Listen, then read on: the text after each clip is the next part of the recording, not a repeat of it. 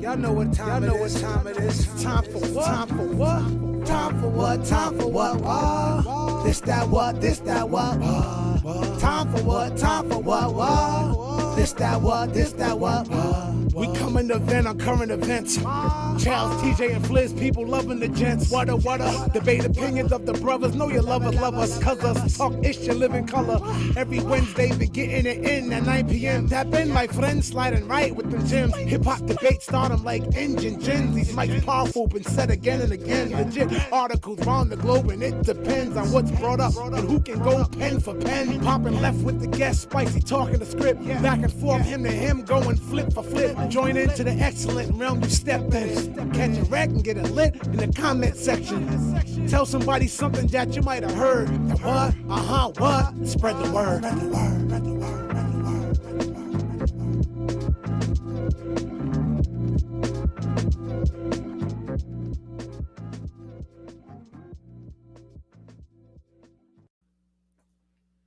Yeah. Yes, sir. Yes, sir. The what jigger, what jigger, what jigger. What? My name is Charles Brown. Right next to me is artist named Fliz. Right next to him is TJ Swords. What's popping, world? Yo, listen, we're gonna have a good show tonight. I know we're about 5 minutes late. Quality in the building. Salute. Appreciate you, Actually, gang. we 2 minutes early, I think. Nah, we a few minutes. We're never ever late. Quality in the building. Luisa's in the building. Alfonso in the building. We're gonna get it cracking. Gang, share. Let me see. Asiam in the building. I know it didn't look like we was going live tonight, but we going live tonight. We here. Wu-Tang. Listen, gang, this one going to be very, very special. This one going to be very, very special. I'm going to tell you why. Because my compadres, I don't tell y'all this, right? But my compadres, they prefer that we chill out on the Drake talk sometime. But tonight, we going full on Drake, gang. Because I gotta let these dudes know what's going on. It's some crazy developments in the world of OVO sound, and we're gonna have a good time. But guess what? First things first. Let me do the shout out. Alfonso hanging with Witness. Hanging with Wit said. I'm bugged up. I got my glasses on. I'm misreading names still, gang. Y'all gotta help me out. I see Ricky Ford in the building, Miss Rocketti in the building. Good evening. Smoke trees every day. Listen, we're gonna have a crazy night because so much is going on. But as you see them with their head down, they're sharing the show. Also, once you share the show, grab your drink. Gang, you know what time it is. It's time to do that nightly salute. Yes, tap in to a great show, the health, wealth, and all that good stuff like that. There. Because, gang, I got a lot to talk about. First thing first. Tonight is sponsored by Don Julio. Don Julio in the building. Salute. Nova Sky in the building. First things first, I gotta tell my guys right before I shout at the sponsor, I got something special because I'm gonna hit my guys to N3on, the racist streamer, and I know that's gonna be controversial, but we're gonna talk about N3on in a minute because my guys don't know about that. They got real lives, so they're not in that streamer world. They don't know what's going on over there with these $1 million streamers talking crazy. But N3on went on the Breakfast Club and Just with the Mess and Charlamagne and them. They read him the Riot Act. They made him cry.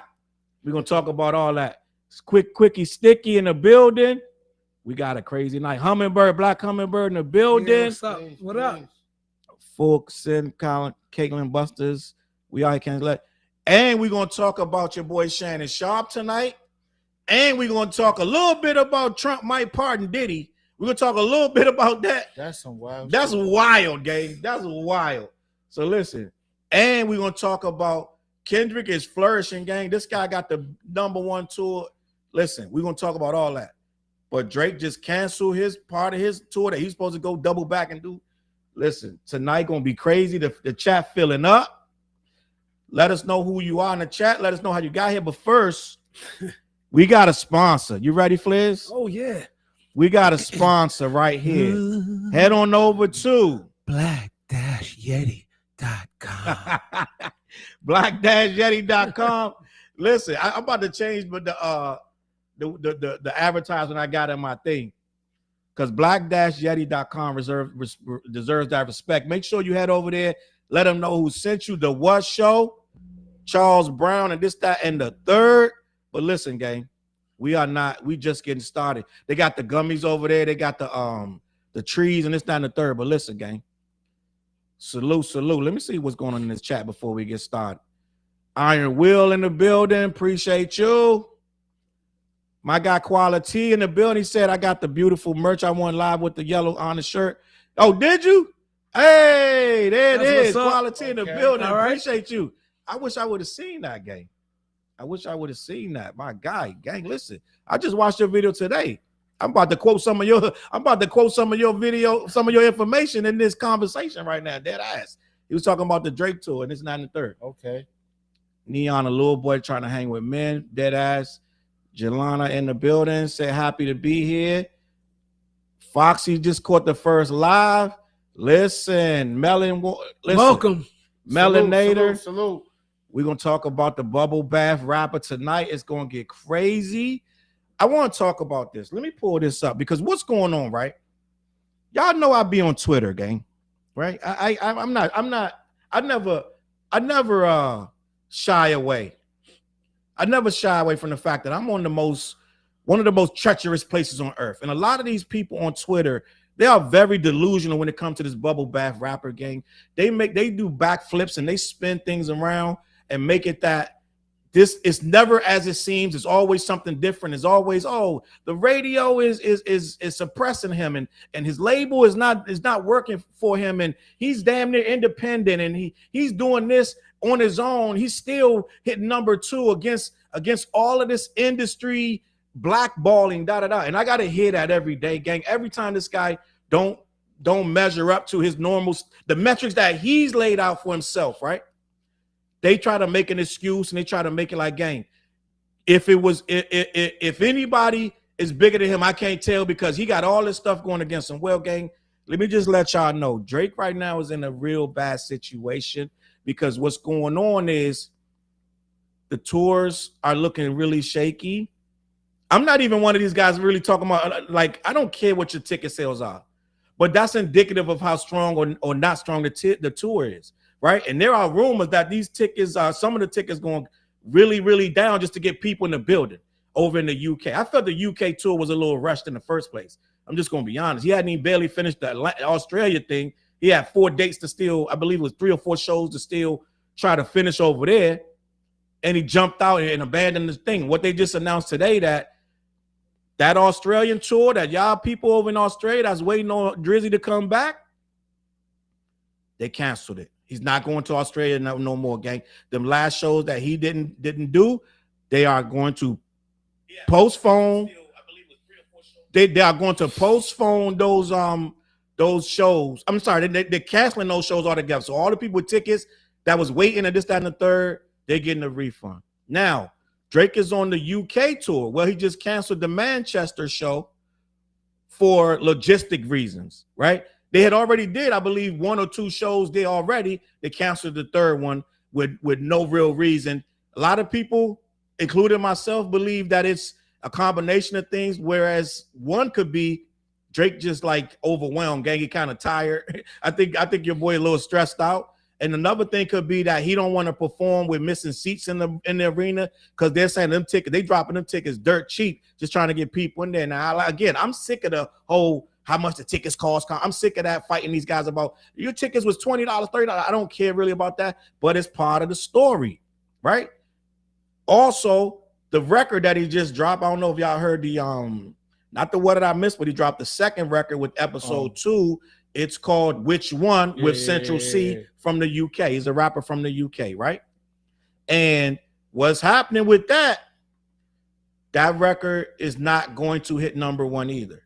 That record, I believe, is going to debut at number 7, I believe. So it's not getting better for Drake right now and his fans. It's just getting a little worse. I'm just going to be honest. And where we're at right now is, I feel like, and I just did a video, I just dropped it last night. Yep. They gotta reevaluate what they feel is success, right? Like artists get older, gang.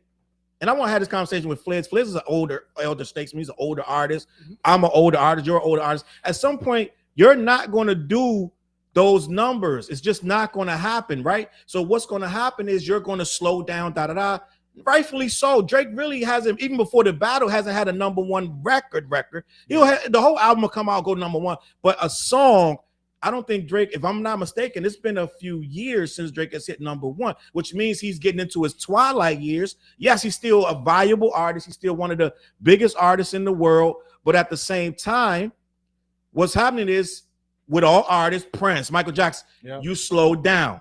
Now, we can handle that. Right, Jay-Z's my guy. Last album Jay-Z dropped did go #1. Ain't no #1 singles coming off 444, right? But he didn't make it for that. But at the end of the day, there's no #1 singles off 444. If I can remember, I don't remember any. Wasn't it? Do you remember any #1 singles? But we accepted the album. Was the OJ joint on there? OJ was a big record, but it wasn't like. Was it? I was in Miami when that record. I went to Miami for my brothers-in-law wedding. Salute, right? Who he's a big Drake fan. But I went to Miami for my brothers-in-law wedding. So I was in the club that night that 444 dropped. The DJs were struggling to find. I could tell they were struggling because they really only had one record they could play off of it, and it was the one with Bob Marley's son. It was that record. It was what's the name of that record? I forgot the name of it. Is it Lucifer? It's not Lucifer. Nah, It's that's old. that's not Lucifer. Whatever the record is, I see you, Dave, in the super chat. I'm gonna get to you in a second.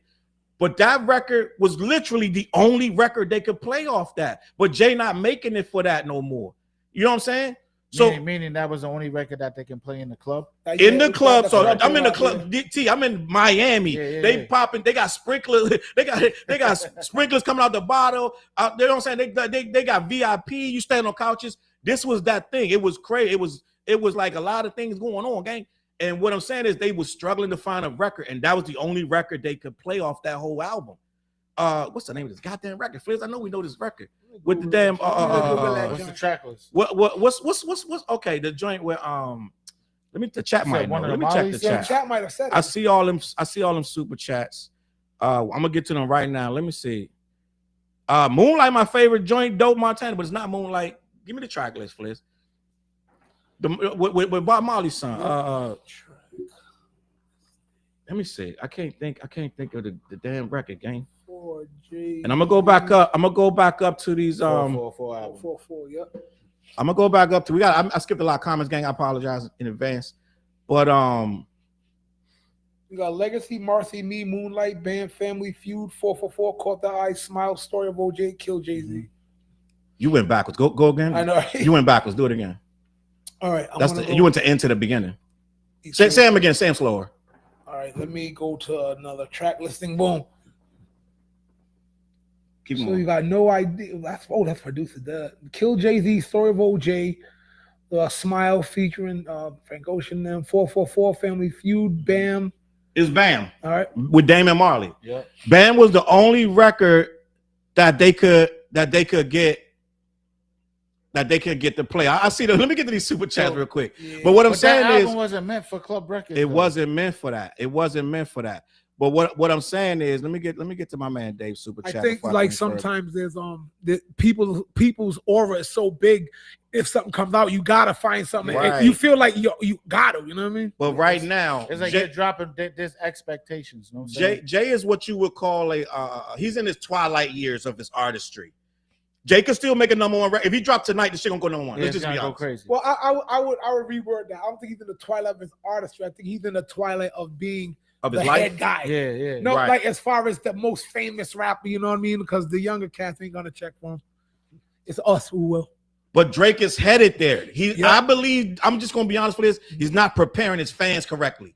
Because they're still on Twitter fighting and talking about everybody who didn't go #1. Yep. They dissing the clips, they laughing. And they dissing Tyler because he went #1, so they mad at him. So it's like they dissing everybody, and they like, ha, Drake is the man. Wait till Drake drop. Wait till this Iceman drop. So they're not prepared for this thing to not do numbers. Like if Sade come out right now, you're not expecting the whole. You know what I'm saying? Like it's just gonna be good music. He's not preparing his fans for that. What's happened? Go ahead, bro. What I was gonna say is like, are you expecting an album from Drake where it's like it's growth? You know what I'm saying? Because we're getting the same type of vibe. But he's saying it's going to be growth. He's saying it's going to be like deeper and darker. This is according to him. He's preparing his fans that it's going to be, listen, I'm going to be, he said, just walk with me. This is words of Drake. Walk with me on this one because it's going to be, it's not what you're used to. So I think he's talking like it's going to be growth. Yeah. So it's like, you know, like when Hov dropped like the Black album or one of those type of album, the Blueprint. The comments you know what I'm going crazy. I'm sorry. It's like are we gonna get that type of album? No, he don't have You know the he don't have a pen game. He don't have the mental. First of all, he ain't got no ghostwriters. No, it's not. No, we're not getting that. He needs to drop though. He does need to go. But look at the 2 singles he just dropped. He dropped What Did I Miss? Talking about what did I miss? Where's everybody at? Everybody not fucking with me. So no, you're not getting. It's not no growth. He's still talking about last year.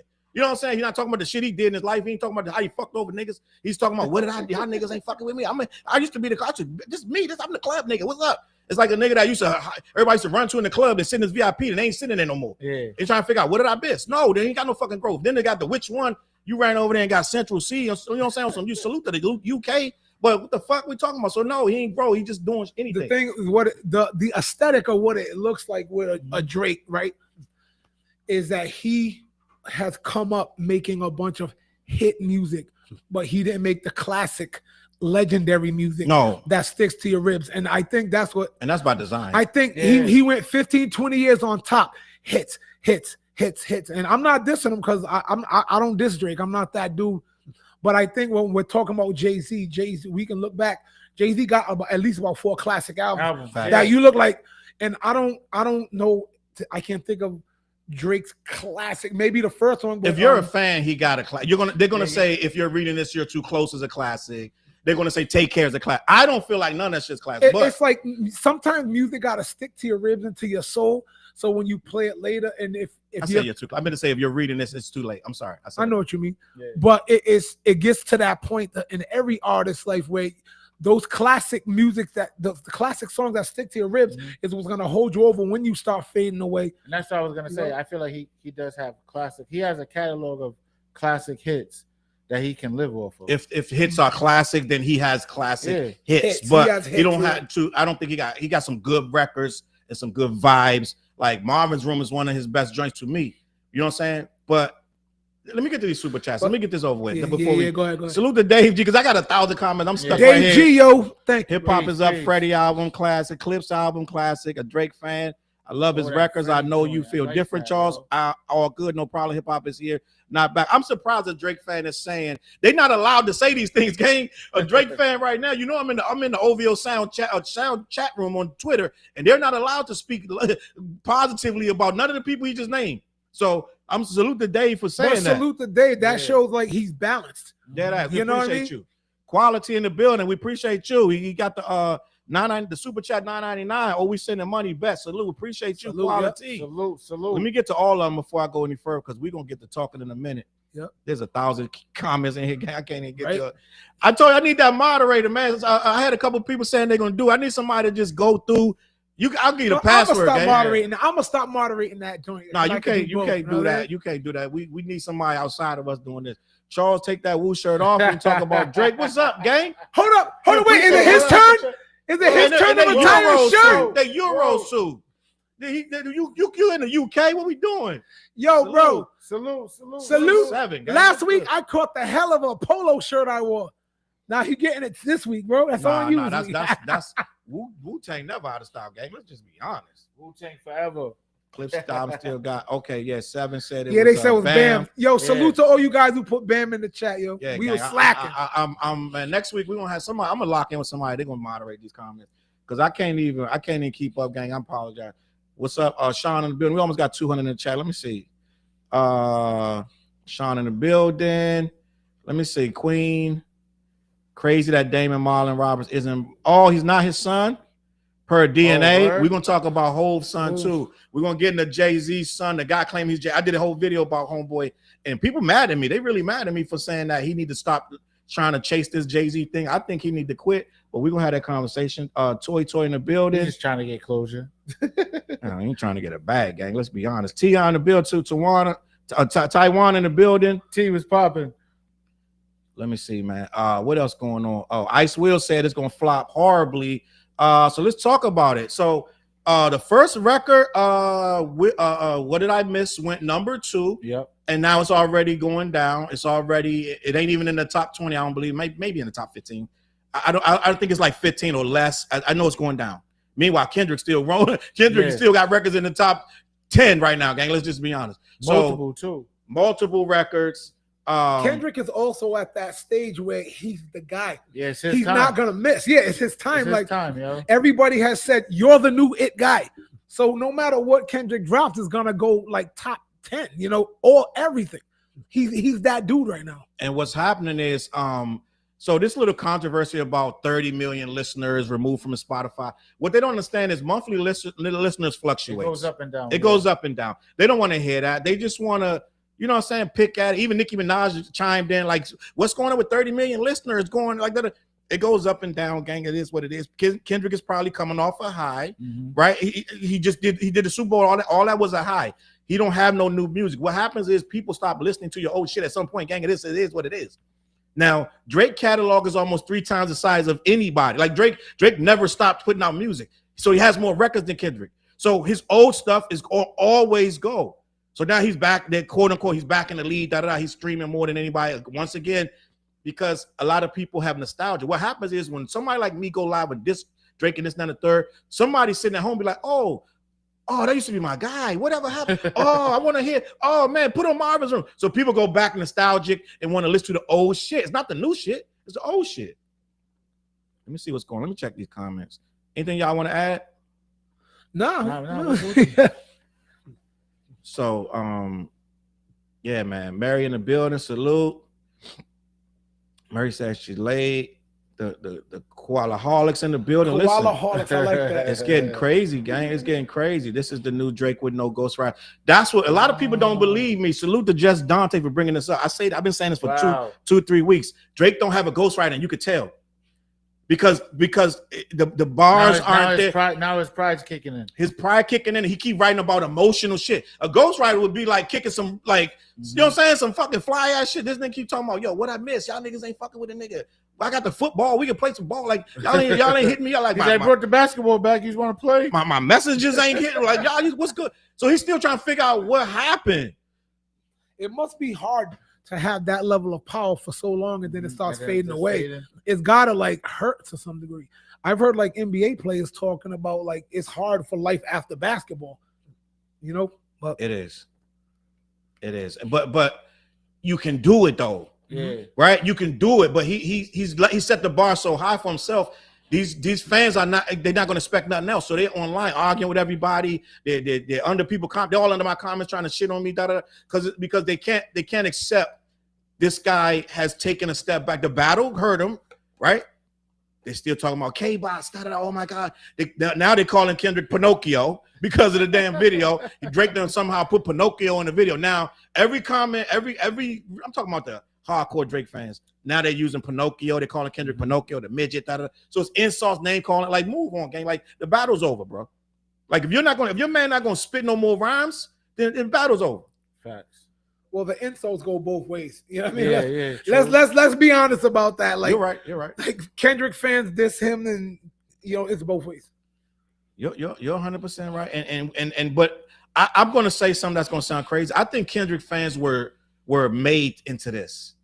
Kendrick fans, we were made into these insulting because they've been picking at Kenny for years. I remember when Good Kid. I remember when To Pimp a Butterfly dropped, and they was killing that. Like Drake fan, this Cold War been on for a while, okay? Like we've been fighting these Drake fans. The Drake fans shots been fired for years, for a long time. Yeah. So I think Kendrick fans got tired of it. We sitting there. Pimp a Butterfly came out. We rejoicing, gang. We doing the good times. Like you remember the picture of Good Time? They just everybody dancing. It's just like, yo, it's blackness. We celebrate. We gonna be all right.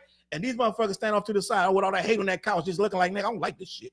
I don't like this shit at all. These motherfuckers got the banana. I'm about to drop a dime on them. I'm about to drop a dime on them. I don't like this nigga. I roll dolo from state to state. Nigga just mind his business, right? I don't like this nigga. Like, so it's like these niggas on the side. We got turned into this. Fliz. We fighting back. They've been attacking us since Pimp a Butterfly. They attacked Damn. They've been attacking us with the numbers. Kendrick been fighting for his life out here. These motherfuckers been attacking us. So now we look like, it's like Jay say, don't argue with fools. Yeah. Right? So now we fight back, and now we the aggressor. Because we fight better. We smart. Right? And we know what's going on. Let's see what's going on here. Hey, yo, I didn't hear that Damon Marley wasn't his son. That's why I'm just hearing that too. That's some wild shit, yo. Yeah, I didn't know Damon Marley wasn't his son. They telling me something. I think that was Miss Tiny might have said that. Salute Miss Tiny. Oh, no, it's Toy. Yo, listen, we're gonna have it. Listen, it's crazy. I want to talk about Kendrick on the flip side, because Kendrick tour. Let me bring this up, yo. He made like 770 million or some shit like that, and I feel like it was in UK or was it in Canada? Either or. I don't know. But he made like 770 million, bro. Let me bring this up. That shit's crazy. He's fish grease right now. Yeah, but they don't want to give him his props. But this dude tour. I don't want to quote it wrong because I just read it. But this dude tour is like the most successful tour a solo rapper ever type shit. But I don't want to misquote it because then motherfuckers be in the comments, you're lying. Like I got this Drake fade coming some of my videos. Why are you lying? Drake was number 4. Like it's like it'd be the dumbest. It'd be like the dumbest thing that I might have said in passing. Nigga, I'm doing a fucking video, a shit from the mind. Like it's like I'm damn near freestyling and shit. So sometimes some of the shit going okay, some of the shit not gonna be 100%. But these motherfuckers, yo, you're a liar once again. Yo, like hip hop fans they want accuracy. Look how they go at Fat Joe. Fat Joe says a little thing. I just see people killing him, and it's like, yo, he's not really lying. He's just kind of going off of emotion. You know? They call it Fat Joe the biggest liar in hip hop. Yeah, he's the cap. Yeah, he's the biggest. Like, you know, well, I don't believe you are Fat Joe. I'm a Fat Joe fan like that. I met him twice, opened up for him. I feel like I be feeling like he's telling the truth. His stories just be so exciting. People, people back him up. Like he doesn't. He's not lying. It's just like, yo, they be like, yo, it's. I think when you have a life that's that full of stuff happening, it's hard to believe everything. You know what I mean? Because it's so much. The stories is crazy. Yeah, right. It's like, I feel like that shit can happen. Like, you know what I'm saying? Like, I'm like, he be going through some wild ass shit. Yeah, I be laying low so damn much. I'm like, nah, none of that happening to me, yo.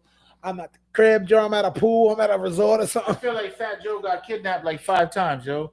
I had 5. Did you see the new? Stories, I just watched a video where he said that Nori saved his life. Yeah, I saw that. You saw that video where he was in? Was it Germany or something? And the skinheads was about to pound him out. Yeah, Nori confirmed it. But the only thing that Fat Joe got this thing always said 100 guys. Nori was like more like 30.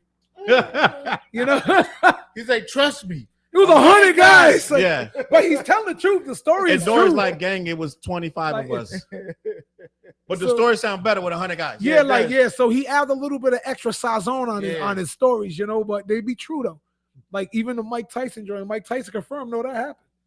Oh, when they was in the club, going in the club? Yeah, Mike Tyson said that happened. He said Mike Tyson had on Gucci slide. Who else? The Mayweather story? Not Mayweather. Roy Jones, he confirmed that. Hey, yo, that Freddie Gibbs, the movie. Crazy. I watched it. Yeah. That shit was dope, yo.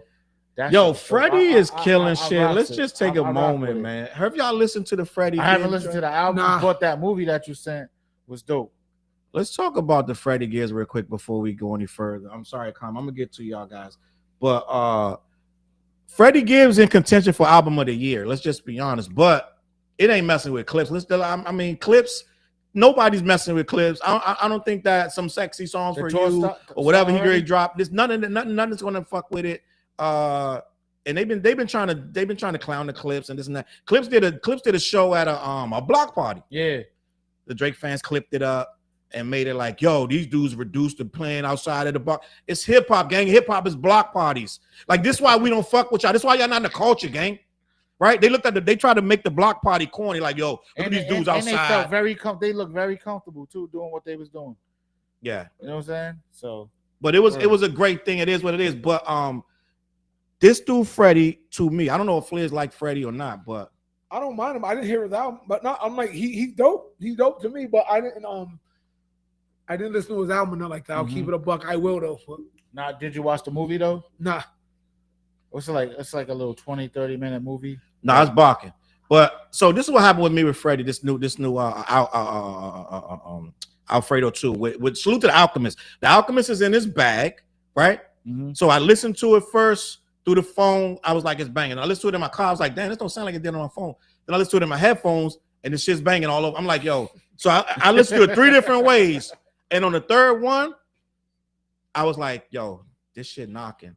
And salute to on the YouTube, Read My Soul. He put a soliloquy up there. He was talking about Freddie is he said this particular album, Freddie kind of misogynistic, he lazy with the writing, I'm gonna respectfully disagree with Read My Soul. I can't argue with what he said. Freddie is misogynistic and he's very fucking like he But Freddie, 2 things, he rapping his ass off, and the other thing, Freddie, we understand that it's gonna be pure ignorance and misogyny. It's going to be very, you know what I'm saying? It's a great movie. It's like watching a very great movie. It's like watching Belly. Like if Belly continue, that's what they're like. At the end of Belly, did he go? Did Sincere? Did he make it to Africa? Yeah, he went to Africa. Niggas in Africa. Okay, everybody else that stayed back. Remember the end of Snowfall? Yeah. When fucking Leon came back, and then Freddie Gibbs. When Leon came back, he's like, damn, this shit's fucked up. We understand it, but that's what the Freddie Gibbs joint. So I accept it. Let me get this super chat. Salute to Mary. Why is Drake canceling tour dates? Not a good look. He's making his own vibe depreciate. Has nothing to do with UMG. Fliz, what's your thoughts on that? I mean, I don't say about you. You know. I think I said all I had to say about Drake. But as far as that comment, again, like everybody's run come to an end. This dude had almost 2 decades, man. Everybody's run has to come to an end. But here's what I'll say. If I was in Drake's position, everybody's talking about it. Everybody's like kind of looking at your downfall. I don't even consider it downfall. It's downfall for what he had. Yeah. He's still in the game and putting up numbers other artists dream of.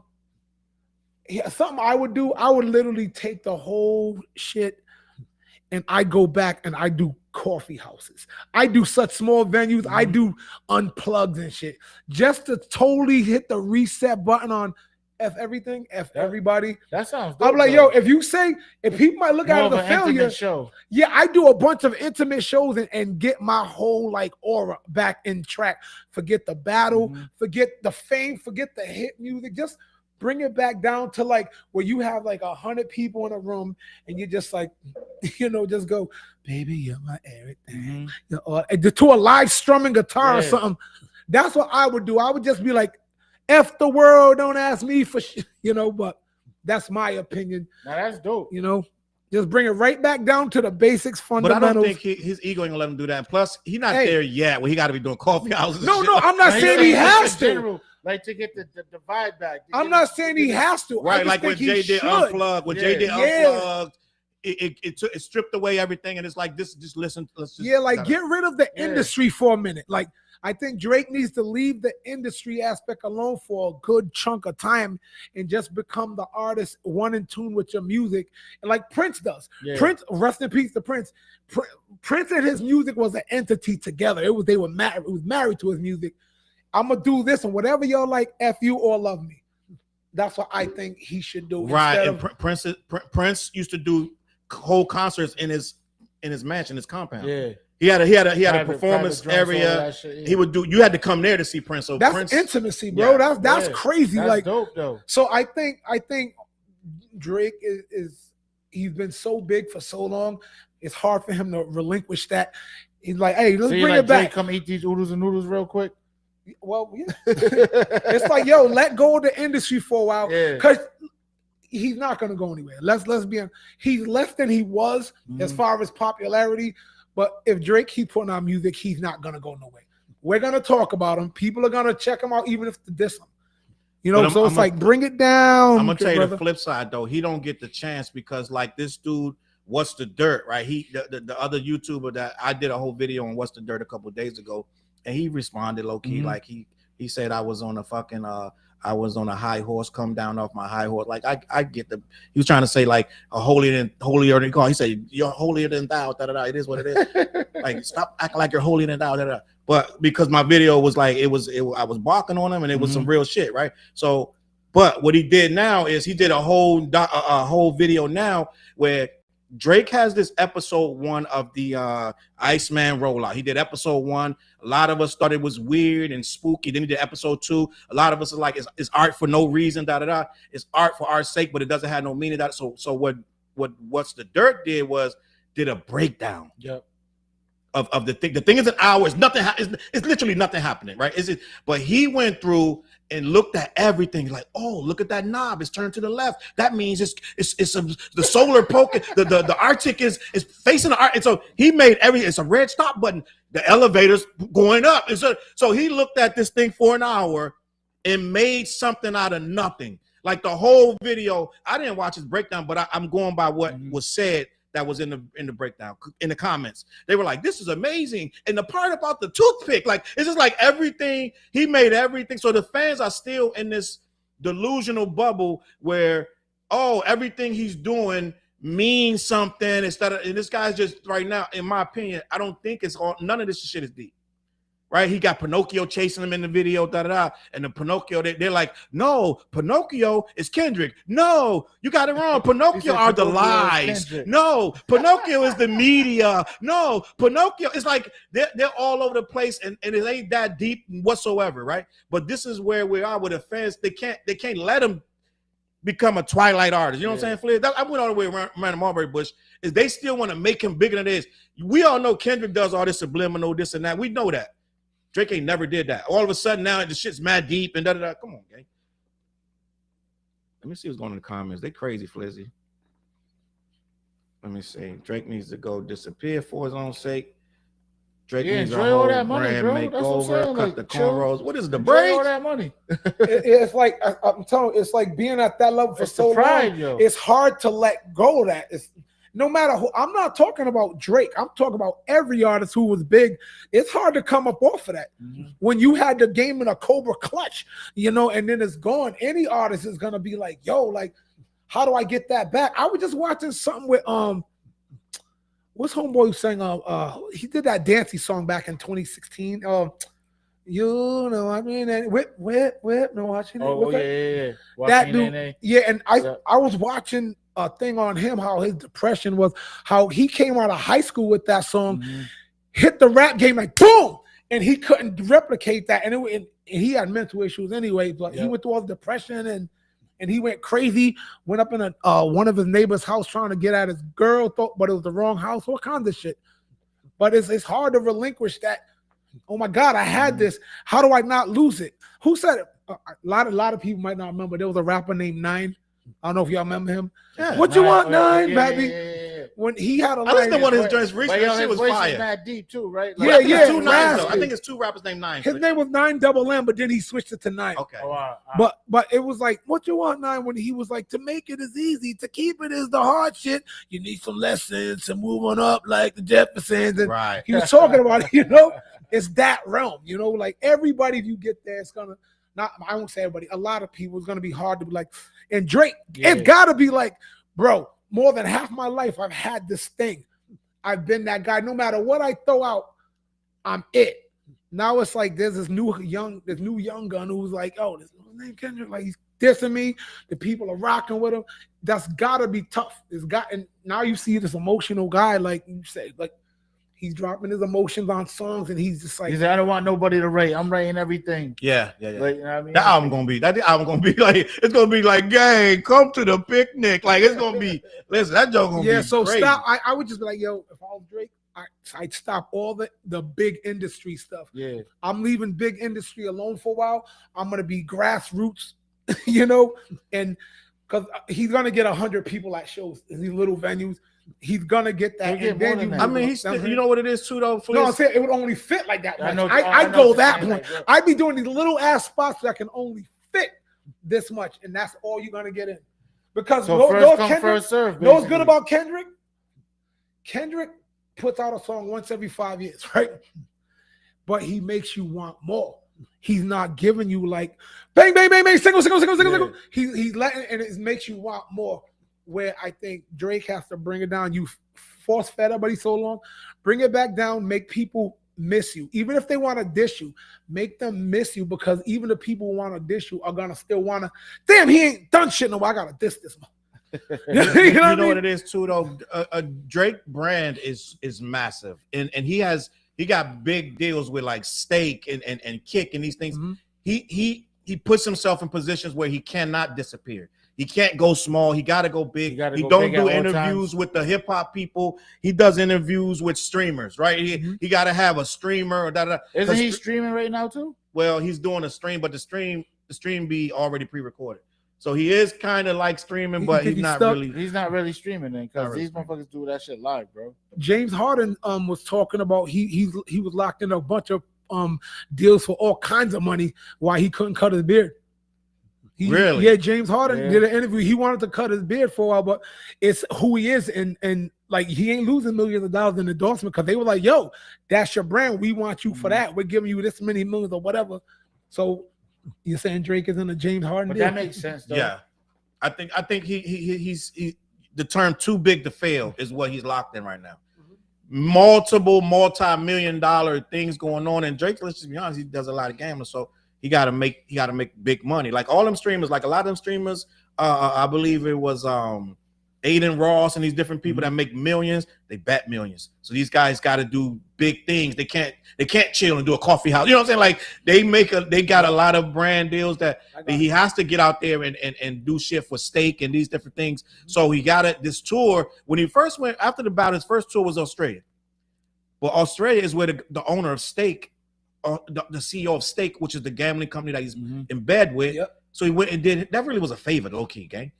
So when he got to Australia, first thing he did was a commercial where a drone has secretly recorded caught Drake gambling on Steak, and he threw the chanclette at the drone. That was a commercial. So he made a commercial as soon as he got there for the damn Steak shit. See what I'm saying? So it's all corporatized. He's too big of an entity, you're saying, yeah. And they might not let him go that low. All corporate. Yeah. Yep. Salute to Chrissy-ish for the super chat. We appreciate you. I'm good on Aubrey, but he should just stick to his wine coolers and girls that he's used to.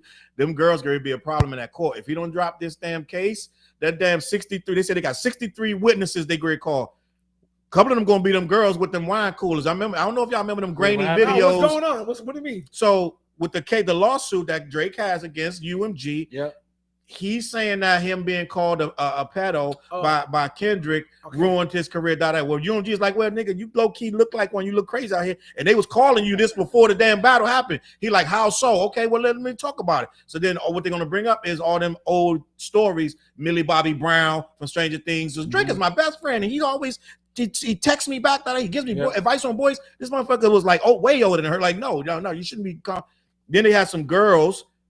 Back in the day, Drake got away with a lot of shit, gang. I'm just gonna be that machine is good. They scrubbing the net, but back in the day there was a party.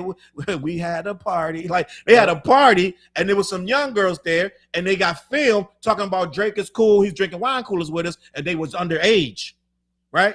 So that's where the stories and shit came from. That Drake himself said, I like wine coolers because my mom's friend. Like wine coolers, and he alluded that the friend would give him the wine coolers. This is a grown-ass woman in the 40s giving a teenager wine coolers when the mom not around. I hear that story every day in life. So, right, you know where I work, right? But it reeks of grooming. Yeah. Right, it reeks of grooming. We don't know what else she gave this guy. You know what I'm saying? You know how many times over me working on my job, I heard like so many young boys lost their virginity to their mom's best friend on the low. That's crazy. That happens a lot more than we would like to know. But anyway, I digress. But no, you're real. It's real. I hear that story so many times on a daily where I work. You know. Yeah. Salute Sam's in the building. So what I'm saying is, them 63 witnesses that they supposedly UMG got 63 witnesses or something that they're gonna call for the trial. Yep. Some of them gonna be in their 30s at this point, right? Those girls, they're gonna be them girls that was on that boat allegedly with the wine or at them parties. It's a lot of shit that happened, which I'm like, gang, you need to drop this lawsuit. Like, it's not gonna look good because UMG gonna start playing, like, gonna be like, yo, we gotta prove that you low key deserve this name that got slapped on you. Yeah, you see what I'm saying? Well, so they'll lose money too, though, if they do that. At this point, they're gonna lose money either way. He's trying to get their ass for million. He's trying to get their ass for like $500 million, gang. So at this point, they fighting to not get yanked up. That's why they called off the dogs and let his stuff start. They was like, yo, fall back, let him sell again. Like you know, he's still not satisfied. But he can't be satisfied now because he don't put his foot in now. Right now, Drake brand is irreparably damaged. So now he got to blame somebody. He's blaming the label. He's saying that the label use Kendrick. They got a whole thing that use Kendrick to damage my brand because I had a $500 million deal on the table from Sony. UMG only wanted to give me $400 million. So UMG used Kendrick to sully my name and lower my value. What I would say to them, why did you do the battle if you had a $500 million deal on the table? It make no sense to battle anybody unless you thought I'm gonna squash this little dude and get $600 million. You see what I'm saying? And he didn't know that the little Pinocchio dude really he kind of like he's a real problem. Like you're not gonna beat him. So no, let the dog out the cage. So he's here to rock out. D Block said Kai is back glazing Drake. I don't know. Let me see. I don't think he back glazing Drake. He just said that video was kind of wonky. Let me see what's going on. Stormy weather in here. Like there's a lot of comments in here. Shout out to all you guys in the chat, yo. I like when I see you guys in the chat having conversations, like wonder what they talk about. Yeah, the chat going crazy. As long as you keep it level-headed, yo. Mary said, Charles, you cooking. Thank you. I heard Drake said in an interview, seemingly his mom friend groomed him. The interview was uncomfortable to watch. Yeah, it was. He was saying it like yeah, my mom friend gave me some wine. I'm like, everybody else in the free world, what happened? Gang, your mom friend low key like a predator. Let's just be honest. You know what I'm saying? Good Lord. Allegedly, for these motherfuckers. I know. Good. That's Don't cut my stream. The motherfuckers like this. Let me see what else going on, man. No Stylist was the only good Drake song. Damn, motherfucker said No Stylist was the only good Drake song. Pretty Mimi in the building. Salute. Appreciate you chopping what in. Up, Pretty Mimi? Peace. Stormy said, why did he not take the money? So good question. If I'm the judge, I'm gonna be like, so why didn't you take the $500 million? And is it not on the table no more? Yeah. If he was strong then, why he not strong now? Why he can't get the $500 million? Talk to him. Let me see what's going on. Do y'all think Fat Joe got an underrated catalog? No. What you think, Fliz? Look, as a Fat Joe fan, it's not underrated. No. It's right where it's supposed to be. Yeah. His catalog is right where it's supposed to be. I think so. Fat Joe, you know what? I'm gonna tell you what is underrated about Fat Joe is that Fat Joe said he went to like 50 clubs before he did Lean Back. Yeah. He said he planned that for like months. He was going to all the different clubs. He studied. He did his research. He made a song that wasn't too left, too right. He said, I'm going to make something that sonically perfect for the club. And Lean Back is a very big record. Like I was in DR and they playing Lean Back. So you're not going to front on Fat Joe. That Lean Back record, he even got the beef with Jay-Z was over because he got Jay-Z on the hook. Yeah. I mean, on the remix for Lean Back. Yep. So we can't say Fat Joe right now. I know the internet, they rewrite everything that we got though, gang. They rewrite everything we thought was great. I think Fat Joe's solid, yo. Yeah, I'll say this: is his catalog underrated? No, his legendary status is. Yes, yeah. Fat Joe's legendary status is way underrated. Wow. He saved a lot of your favorite rappers from getting mopped up in different areas and places. He came through and helped them. He put a lot of people on. He put Big Pun on. Like I know it's not cool to like Fat Joe or say that. I'm not saying I like him or don't. I'm just saying that he did a lot in this game. He got some bangers though. Don't front on Fat Joe, man. He got some tracks. Even going back to 91, 92, Flo Joe. I was a young boy banging that. Yo, and that was when I was in my only hardcore phase of my life. I was young. You gotta flow, Joe. But no, you gotta flow, Joe. The beat was hard, crusty drums with. You know who might have made that? I was like, okay. Well, Showbiz might have made that beat. Really? Yeah, digging in the crates. Showbiz big ass horns on that beat, and I was like, oh, it made me feel super. But you know what it was though? It matched the time too. Yes. Then when you look at the video, like that horn matched those projects. You know what I'm saying? Yeah. Like, and this is everything burnt down in New York at the time. You know what I'm saying? In that video. When you go back to that video. Yeah, it's crazy. And then also one day I went to visit my aunt, stuck up my cousin, that song. So what song is that? I remember that too. Shit Is Real? Yeah, I think it's called Shit Is Real. Yeah, I remember that. Yo, word them up. Shit is real. You know what I mean? Paul Wright, Fat Joe and them Spanish dudes from the Bronx ain't nothing to play with. I still tell the story every day. I'm not every day. I still bring it up all the time when I used to ride through New York. I don't know if y'all remember this. When you used to ride through New York, you're on 95 South going down. I'm heading down to DC. Yep. But when you hit New York, you first hit the Bronx. After you pass the Co-op and all that, you pass all that little shit, Co-op City and all that. You hit the Bronx, and the building's still there, but I think it's a storage unit now.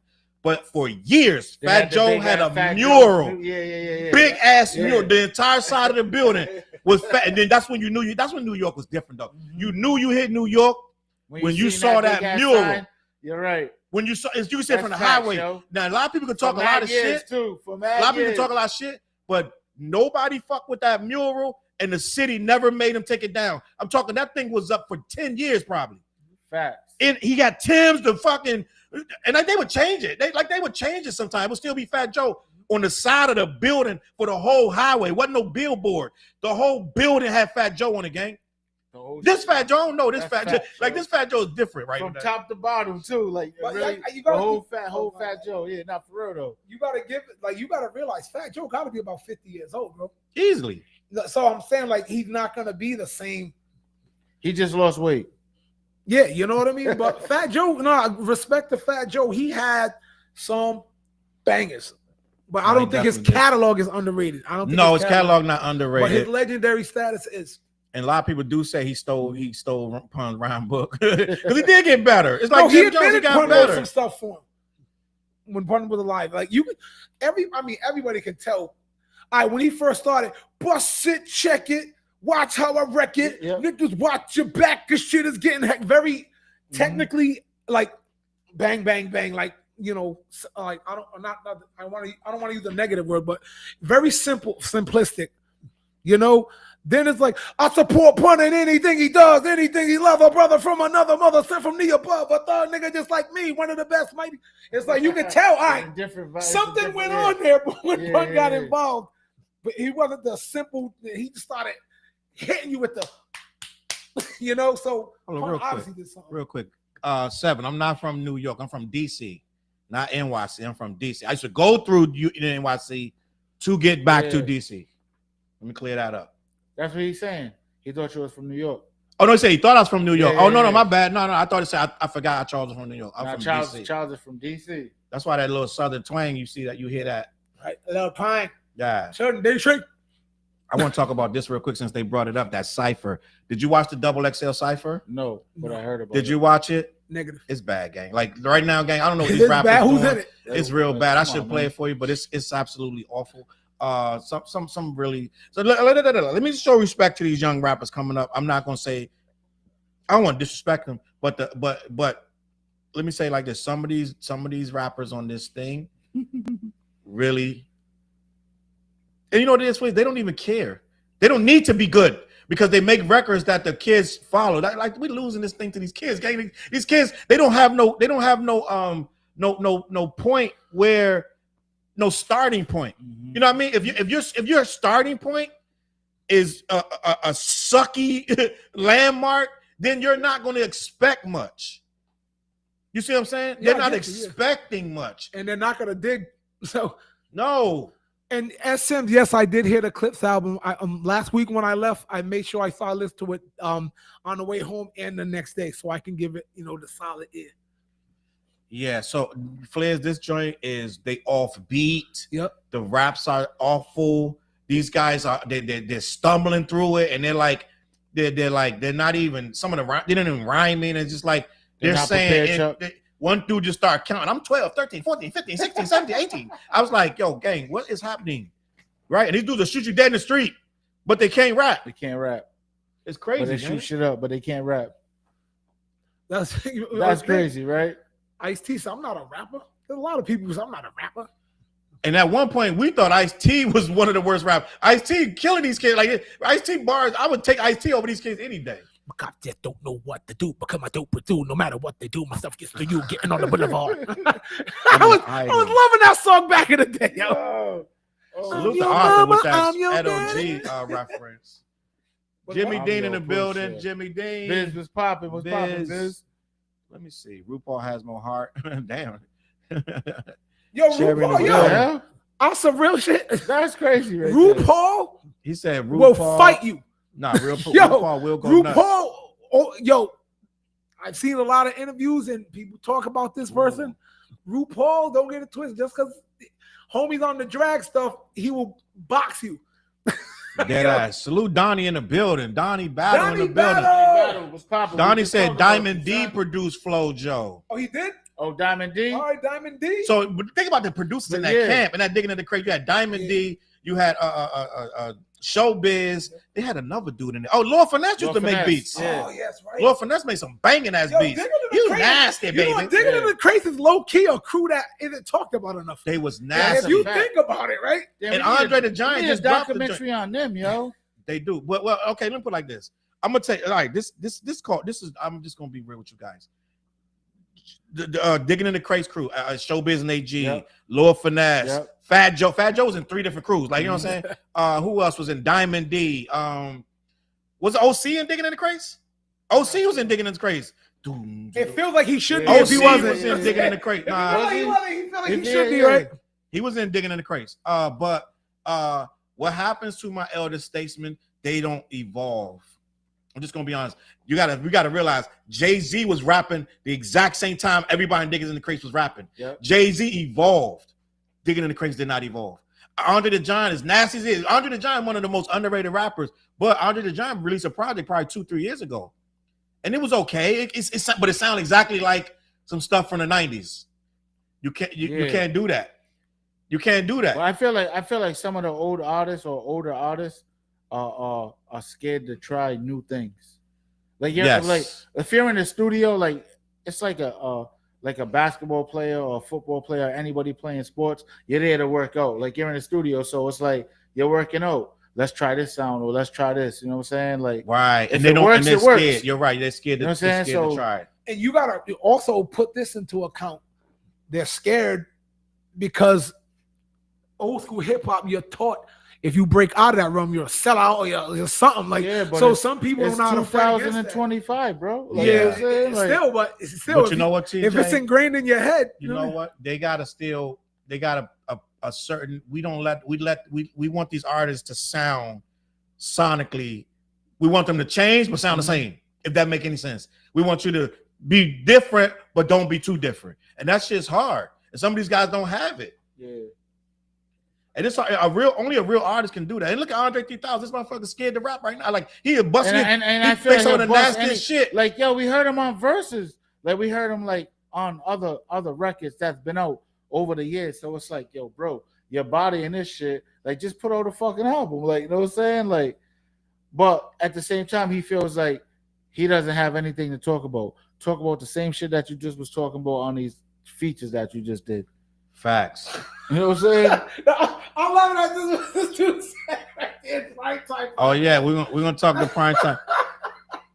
Simeon, salute from What you say, Louisiana. We prime time appreciate what? you. Oh, you talking about the green shirt from last week? Oh damn! Yeah, Fliz retired that He said shirt, he forgot to bring it in. Yo, so we I can wanted hang to it up retire on it, yo, for real, the, we man. better hang it up on the Raptors. Hey, yo, just to let you know, I think I said this last week, but I got a lemon yellow one too, yo. I might have to rock that. So just next week I have to put that on, man, just so everybody can roast it, because that shit was funny.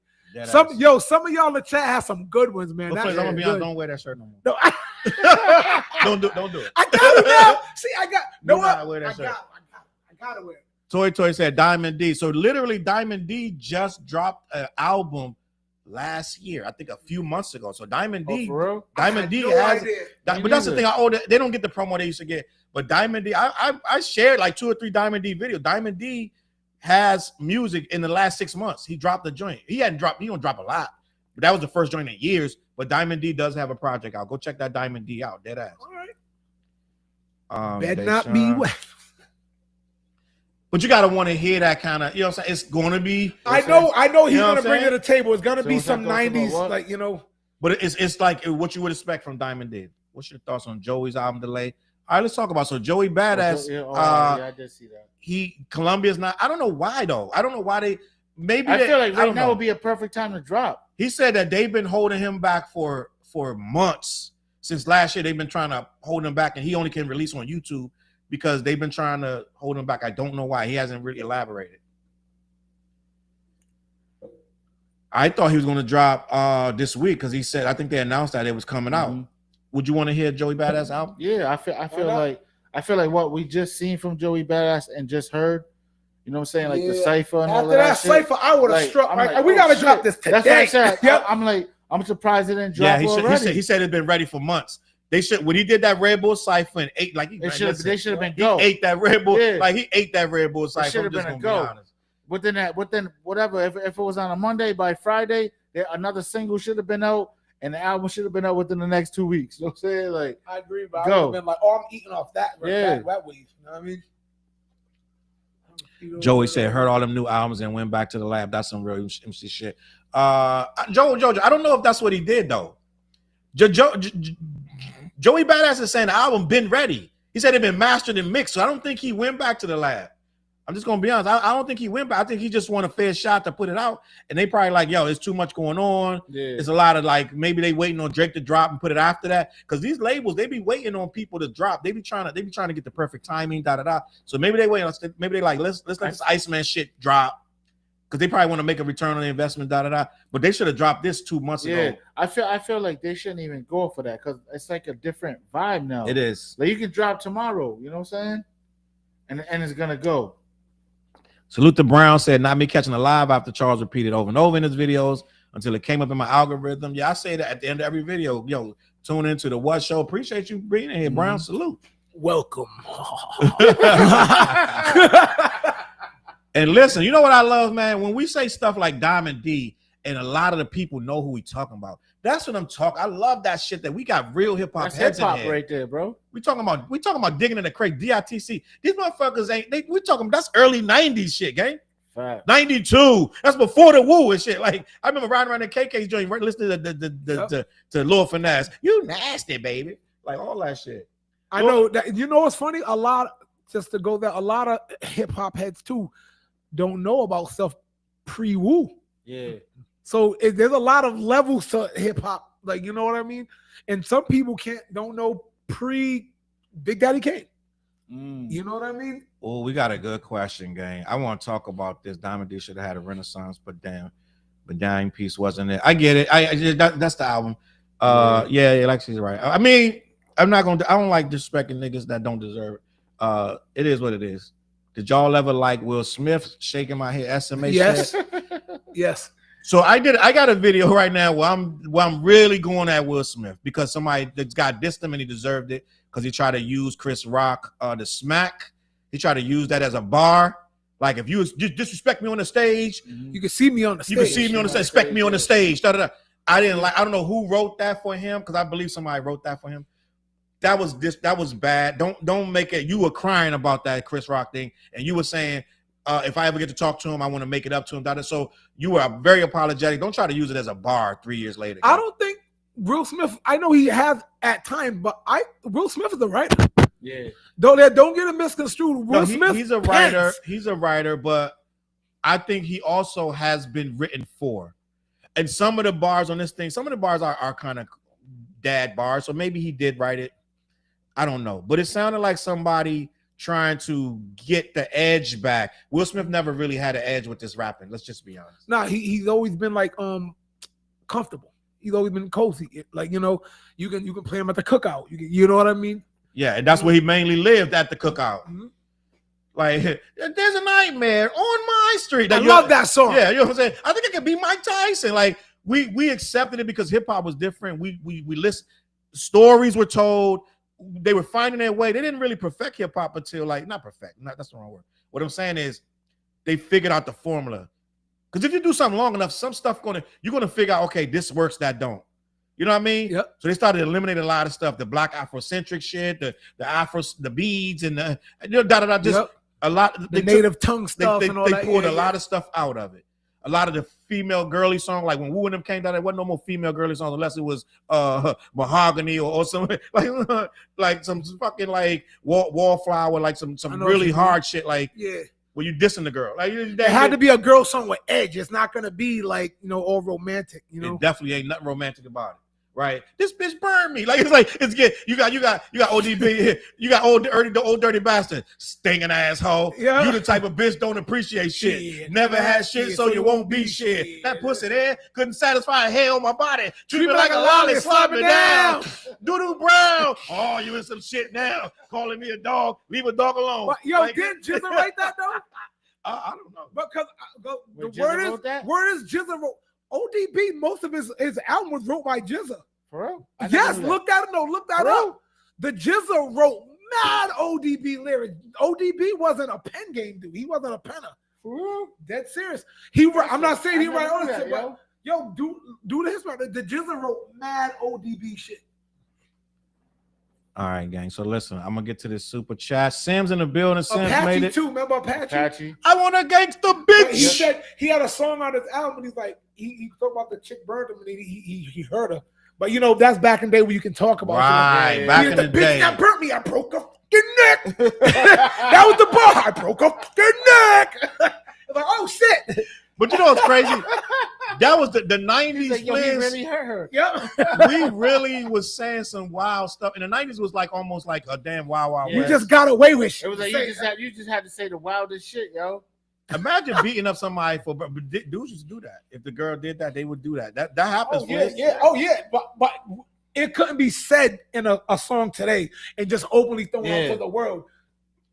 Remember, homeboy said, I put something in the drink. She ain't even Rick know. Ross. Yeah. And it's like everybody like lost their mind. It was like, oh shit. He's like, Imagine, wait, hold up. What did he say? imagine if a rapper comes out today like, chick gave me gonorrhea and I broke her fucking neck. I'm like, woo, snap. You can't do that now. But you know what though? Dudes so cool now. They wouldn't even admit to that now. They wouldn't even tell nobody. I know. Yeah. I ain't got shit. I ain't got Super nothing. chat, Jelena in the building. We appreciate you with the super chat. I hated seeing how the clips were handled by Def Jam. It's terrible.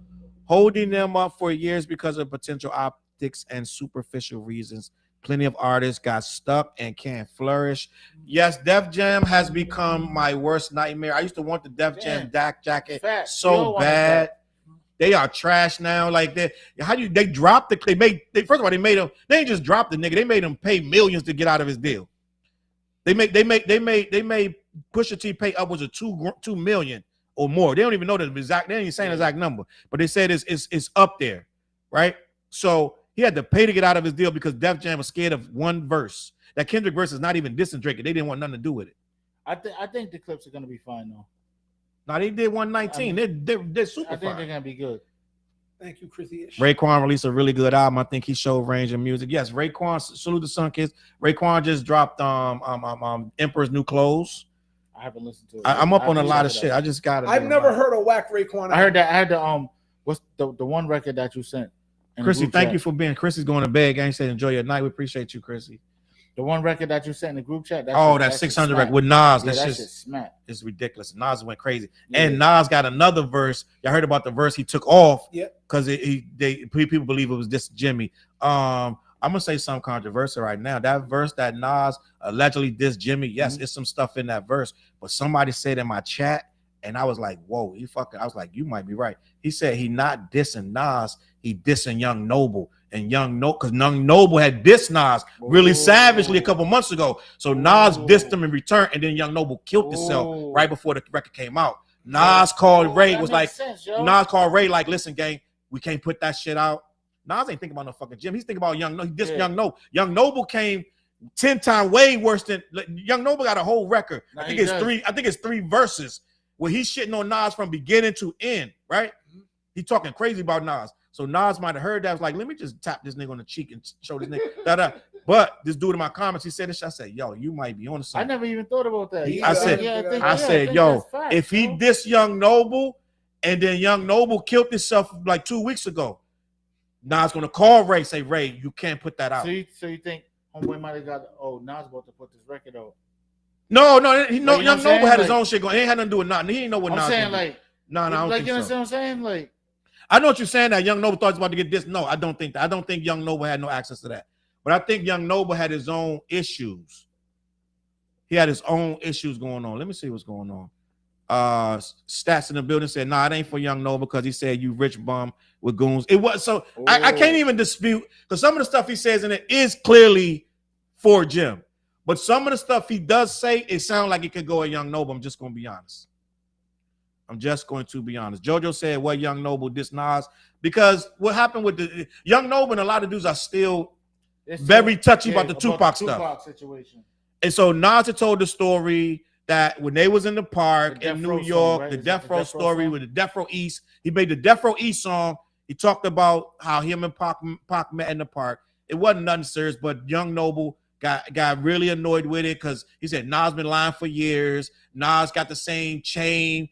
After he saw Pac, he got the chain, but Nas had said that Pac saw his chain and then went and got it. So Young Noble took offense to, he said Nas been lying for years on Pac name. Now he got a song talking da-da-da. So he came out and like savagely dissed Nas and Nas. No, I believe that Nas retaliated. Ben Garcia said Snoop lied on the story. A lot of people feel like Snoop was not being. What's that dude? The light skinned cat was saying Snoop lied. You're talking about Napoleon. He was with the Outlaws. Yeah, him. The light skinned dude was like, nah, that's not how it happened. The way Snoop said it. Napoleon be calling a lot of shit out though. Ben Garcia said Noble wouldn't go out like that over that. No, I don't think he did it over that. I think Young Noble, I'm just going to be honest. I think when Young Noble made that Nas diss, he was hurting inside, gang. Mm-hmm. He just hurting. Things ain't going out like he. You said that when we first was listening to it. Yeah, I said before he killed us, I said Young Noble he hurting right now. Things ain't going right. They ain't going like he expected. The group's not together no more, right? Right, it's a lot of shit going on. It's still going on. Now, Rock Kitty, I'm not saying that he's not talking about Jim, because some of the bars are clearly. Young Noble's never rich like that, so he can't really throw a rich bar at Young Noble. That's clearly for Jim, right? But do y'all know something that Clips record, when you listen to Ace Trumpet, when you really listen to that entire verse is about Jim Jones. The entire verse. Yeah, man. You run from the spirit of repossession. Jim Jones shit got repossessed. Like this dude is he dissecting Jim Jones on that. I'm just gonna be honest. Let me see what else going on. You know I'm gonna say that. SMH said F Def Jam. Let me see what else. That's crazy to hear that though. Don't forget, you know what I mean? Because Def Jam, like when you think of Def Jam, you just think of straight hip hop. Like there's so much, there's so much history in there. JoJo's like the first rap tour was through Def Jam, the Fest Festival. Like the song that Nas is on is called "Oh Murder." I'm sorry, I said 600. 600 is a different song on Ray. "Oh Murder" is you gotta be right accurate. "Oh Murder" is that's the name of it. "Oh Murder" is the Raekwon and Nas. And Nas went nuts. It was this nigga Nas is the fucking GOAT. I'm just gonna be honest. Yeah, Nas went stupid on that shit. I'm just gonna be honest. Let me see what else going on. Nas guilty of being influenced by Pac. I think they influence each other though. Yeah, I was about to say. I think Nas predates Pac, right? Yeah. Nas was out before Pac. Let's just be honest. I don't know about that statement. But I mean, he still get influenced. You know what I'm saying? I feel like a lot of the artists back then, they were influenced off each other. You know what I'm saying? Like, like if you listen to certain people's style, they'll tell you that, oh, I got this from this artist, I got that from that. I can definitely tell you when Nas dropped in '92, I was dissecting everything that man did and said. His technical skill for that time was new. I was like, what in the blue bumper cloud is going on in this joint? Nas. But I knew for probably 15 years. I said Nas is, first of all, I've been saying for almost 20 years, Nas is the greatest lyricist. He went to hell for snuffing Jesus. I used to be mad at him for saying that Jesus shit though. But I used to be, because I was on some real holy roller shit. I was like, yo, don't be disrespecting God. That's ill, he said I went to hell for snuffing Jesus. And he also said, I shoot nuns. No, we say about nuns. He said, I'm waving automatic guns at nuns. I used to get mad at little shit like that. But honestly, I don't want hip hop to attack me. I don't want hip hop to attack me. Bars, yo. But I think that is one of Nas's most overrated lines. That snuffing Jesus. Why does everybody love that line? Like Nas said so much stuff. Like nobody was saying nothing like that. No, it was crazy. For like, you know what I mean? Like I think to me it was like, what's that? Live at the barbecue, right? That's that. So yeah, nobody was saying anything except Jesus. Like, come on, bro. Not only that, when I was 12, I went to hell for snuffing Jesus. That's crazy. No, that's what I'm saying. Like that alone. That's what I'm saying. Those what was the next line after that? Those lines, I can't remember. Come on, he goes, I'm a psycho. I have like lines off the head just like a rifle. But anyway, I know most of the verse, but that line didn't do it for me. Like when I hear people talk about hip hop classic lines, always comes up. I don't get it. When I heard "It Ain't Hard to Tell," my brain was like, "Oh my goodness, what is this shit?" The video right crazy. Here, like all of the automatic guns and what the hell for snuffing Jesus. To me, and don't come at me, hip hop, too much. Fat Joe, who we talking about earlier, Yeah. Fat Joe admitted when Nas came out, he was scared because Fat Joe said, I just said the hardest things I could at the time just to stay relevant. That line to me is just a line you say that was just extremely hard. Yep. It was a hard line and it gets shock value. But when it was like, just slowly, it ain't hard to tell. I excel and prevail. He didn't say prevail. He flipped it to rhyme and prevail. The mic is contacted. I attract clientele. My mic check is life or death, breathing a sniper's breath. I was like, They what? checking us in the comments, gang. That's crazy. I was They like, checking us in whoa. the comments. So- Nasir James said Tupac first album was released in 91 and Nas came out in 92. But Nas was a bigger artist as soon as he came out. But hold Word, up, that's what's up. Well, thank you. But that verse, that wasn't that. Yeah, the verse in barbecue 91, was, that was 91, right? That's about Barbecue was 91. Might have even been 90.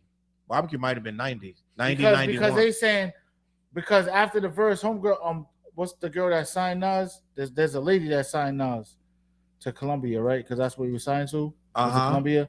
Yeah, she was basically saying she was looking for Nas for like a year or so because Nas was like, you couldn't find him. You know what I'm saying?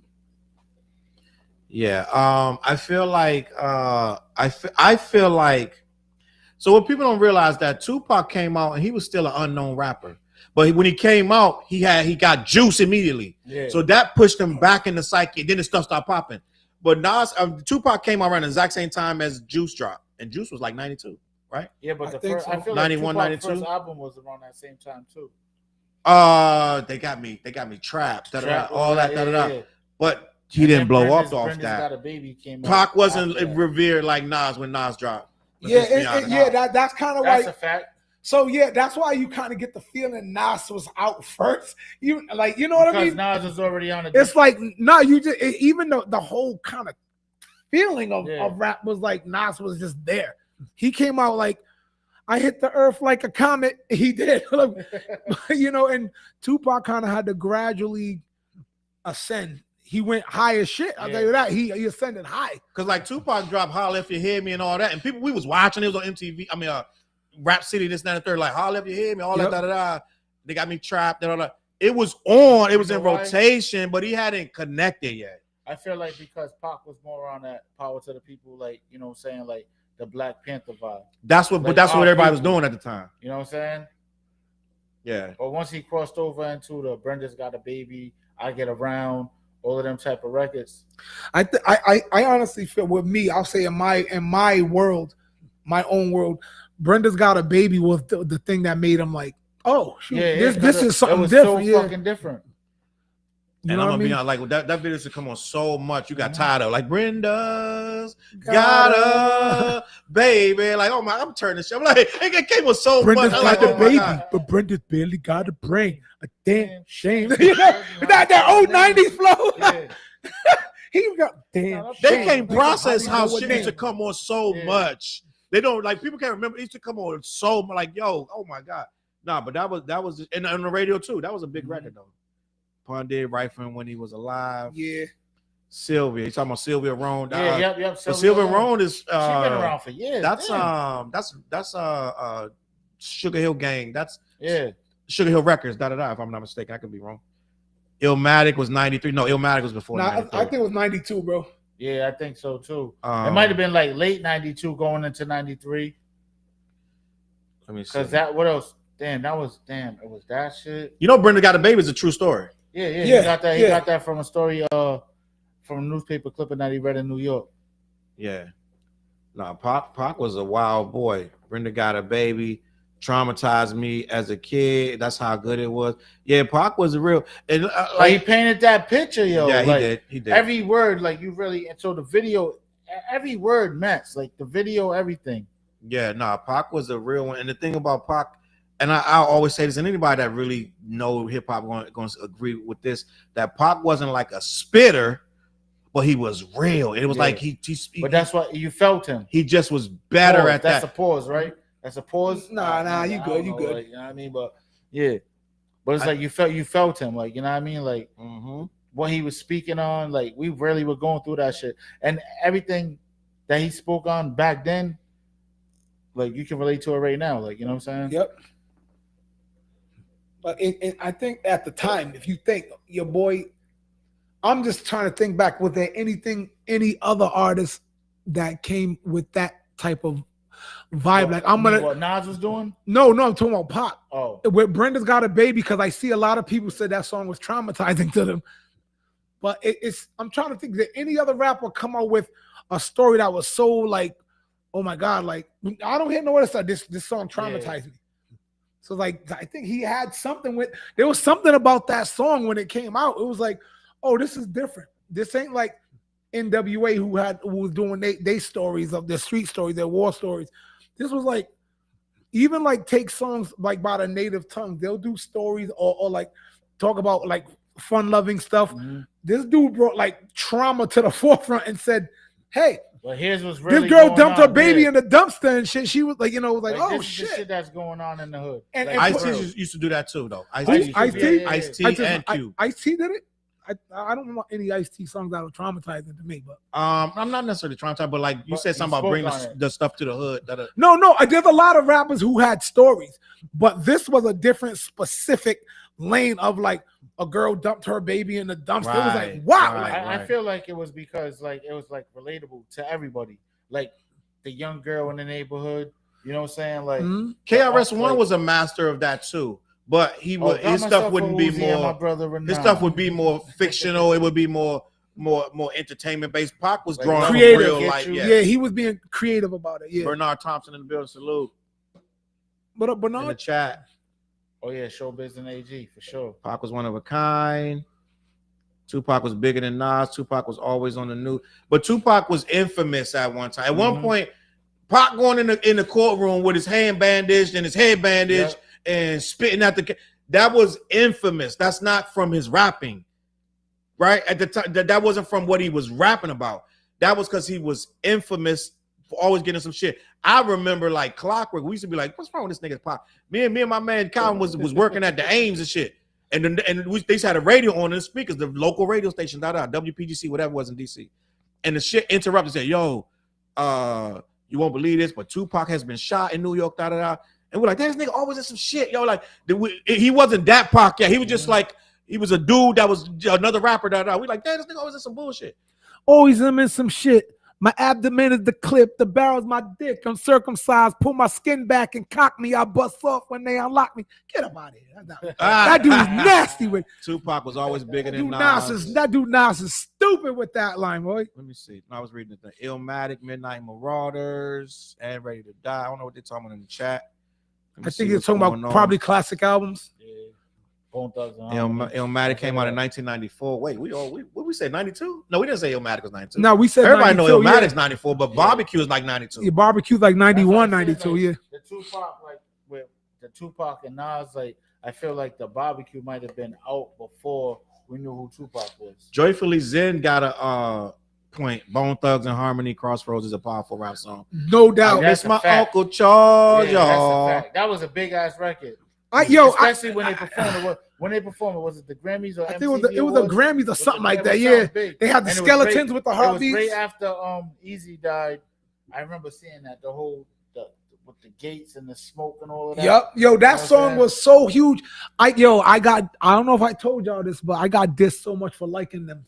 I mean, I like Bone Thugs. I loved those dudes at that East 1999 Eternal East 99 is where classic album. Yeah, yo, baby. Cleveland is the city where we come from, so run. But that Crossroads song was, honestly, that was heartstrings. Is that their biggest record to date? Crossroads is their biggest joint ever. They've never touched that success on. And the video's amazing. The video's the video's crazy. Meet me at the crossroads. Back then, you figured they off the rip. They got $1 million budgets for the video. You won't be lonely. $1 million plus. Yo, they just went in, I know they're so syllabic and people, but it was just like they was talking like, nigga, this for Wally. Easy sees Uncle Charlie, Little Boo, but God's got him. And I'm gonna miss everybody. I done rolled with Bone, my gang. They were just killing that shit. But they just did all the melodic. Nigga, it's the ball. It's the Salute, I was loving that shit. We see you. Bone was nasty. Not for real. Remember first of the month? First of the month. That shit was These tough. niggas that wake up and I see that my sister was already dressed. I said, I'm gonna run and go get in my stash, watch and make sure no one snatches my check. Hey. Like, get out here. This is why Fliz is here. Yo, man. Bone This was is why Fliz is nasty. here. Bone was nasty. Get up out of here. I I had to can't. go on that notebook. He got a notebook. Yo, I was he got just like 300 yo, notebooks. yo, with them all dudes the is corny. They don't say nothing about it. You ain't listening. Yeah, you Them ain't, dudes you ain't is hearing rapping. right. Them dudes Yeah. is doing stuff. Let me see. Toy said we got Illmatic in '92. I was also working in the industry during that time. And what year the Illmatic? I'm fucking confused at this point. Yeah, Oh, I'm see, let's look at this. Waterfalls, TLC. TLC Waterfalls, 3 letters took him to his final resting place. The video didn't. Yeah, Oh, Shaheem's in the Solution. video. you're right. Shout out to Shaheem, yo. Dead eyes, Mo Murder. Sally got a one-track Murder. mind. Oh. It doesn't matter if it's yours or mine. And if you're getting dough and No. you want to get with her, hey, you can get You can get Yeah, her. yeah. You can. Oh wait, hit her. hold up. What's the MC Light joint? paper thin. No, you talking about What's Oh, the poor joint? Georgie. Yeah, poor Georgie. Georgie and That joint was smacking too. Sam. She had a joke about Sam. Before poor Georgie, it was I crammed to understand you, Sam. Yeah, like yeah. that. But Poor Georgie was the one though, right? Like that was a Kiss big the record girls for her. and make them cry. cry, yeah. George was clean, no drugs and such. Yeah. But once in a while, he drink too much. Yeah, yeah. That was my shit. Yo, you went right to her voice too back then. Yeah, right. You sound just That was like that her. MC Light Yo, voice. Man. Oh shit. Yo, that's crazy, yo. MC Light was just in the building, yo. Yo, that's funny as hell. Fliz is about to be the standard. He about to host the BET Awards. MC Light's not gonna be there. It's Yo. gonna be Fliz. I'm doing AI voiceover and shit. Bernard said Joey Badass should go independent. It ain't that easy once you sign on record deals. They don't Yeah. really let you go independent that fast. I just have miss my Uncle Charles. Yeah. Jamel said good night. We appreciate you, Jamel. Buenos Watching. noches. Hey. Good night. We almost done, but we not done yet. Let me see. That caused a lot of rife. They was not playing. All right. I miss my Uncle Charles, y'all. Let me see what else is going on. Apparently, Drake like a Toronto 21-year-old girl who said drawn for $1. Please Google it up. No man. Oh man, they going deep on Drake tonight. Damn. Bone was legendary. Big Obi. Nova Yeah, I got Sky's that. laughing at Salute, you. got that. Your MC Light voice. I listen to Bone all the time, especially the chopped up and screwed greatest hits. Bone is legendary. You know what I want to talk about, gang? Let me move to Money this. in the middle. Money in the middle. Where she at? In the middle. I was the biggest Moni Love fan. I think Yeah. I thought guy. We all were. We all had a Yeah. crush on Moni. Everybody, I don't know a dude who didn't have a crush on Moni. Why we thought we were gonna get this British chick from out of no fucking way? Everybody had a crush on her. I was one of the few people that had a queen. Y'all still clown me for having a little crush on Queen Latifah. I like big girls though. No, who crowned you for that? I think last time I Oh, was we talking was about laughing Queen about Latifah, it y'all was last time, clowning yeah. me. I We was don't laughing remember about it. clowning you for that. Y'all was like Wait, Latifah. Notorious Thugs. That's super classic. Yep. That's when you know Biggie was on some shit. Like when I heard that, Armed and Dangerous. Oh, that's not Armed that and one. Dangerous. Yeah, it is. That's We that too one, many can bang with us. Yeah. Straight up, we know angel dust. Label us notorious. Thug Thug ass niggas that love the bus. so Shame to us, us, why young niggas be niggas scrambling, Yeah. Once I heard that shit, I'm like, oh. I'm like, oh, Biggie's the god. I just saw somebody on Twitter saying that the young kids are saying that Biggie wasn't lyrical. What the fuck? I just saw this last night. Yo, I was you scrolling play my that Twitter. verse, you can play. Hold up, you don't even gotta go crazy. Story to tell. That's all I'm gonna say. Yeah, this guy That's all just I'm gonna say. Biggie to this Story day. to tell. He's reaching apexes with these flows. Like, Like if you really know Get 'em. flows, gang, like nothing is just you just passively listen to rap. No, if you What's the, understand flows and wordplay this night, and you listen to Biggie, this dude Biggie still unmatched right now to this fucking day. what's It's the a handful of niggas can fuck with Biggie right now. Got the alligator sold to the. Salute to Wendy in the Punch him building. right in the face. What's the?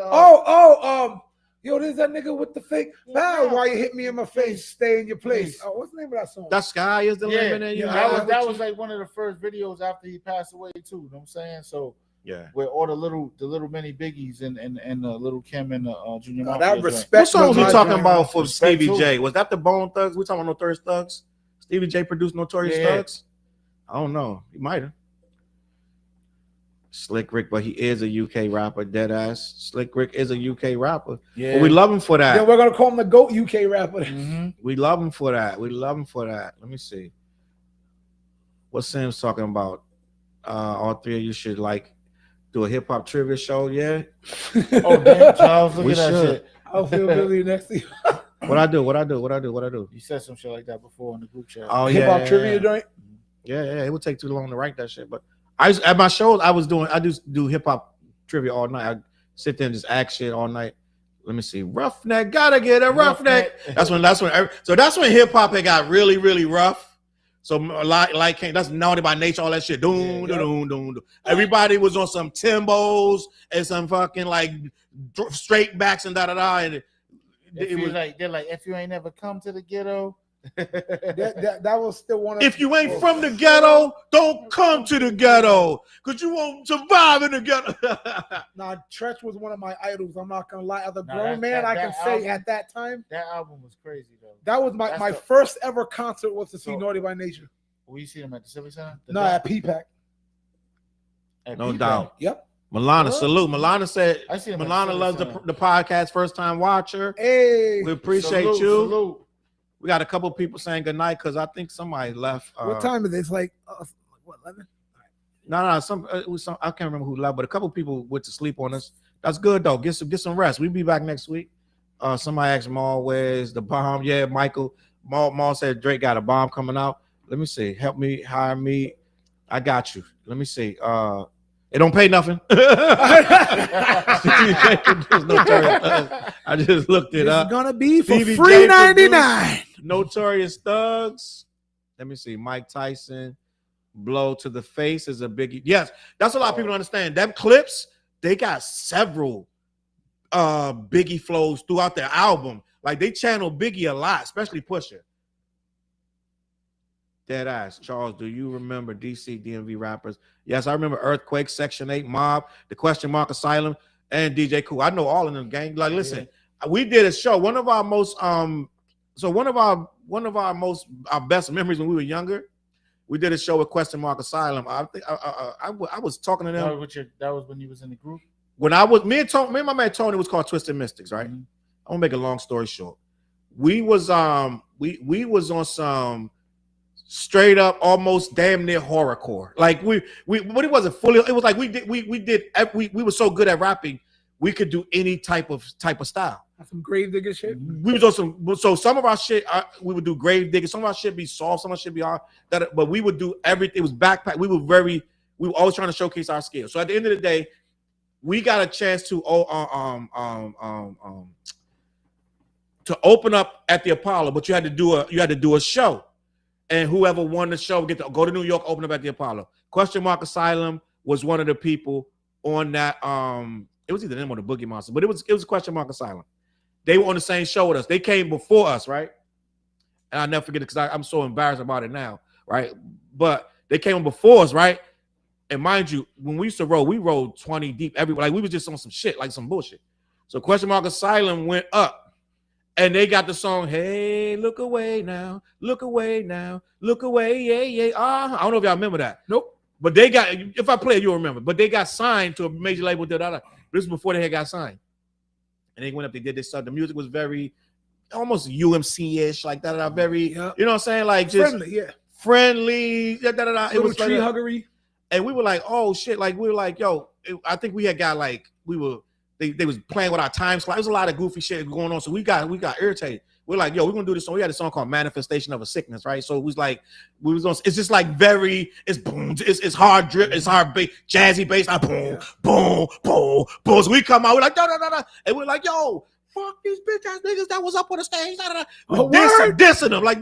And I felt so embarrassed because it was this little black grandmother in the front. This lady had to be 90 years old. She looking at us like, y'all, I can't believe y'all embarrassing. Yeah, right. You're embarrassing.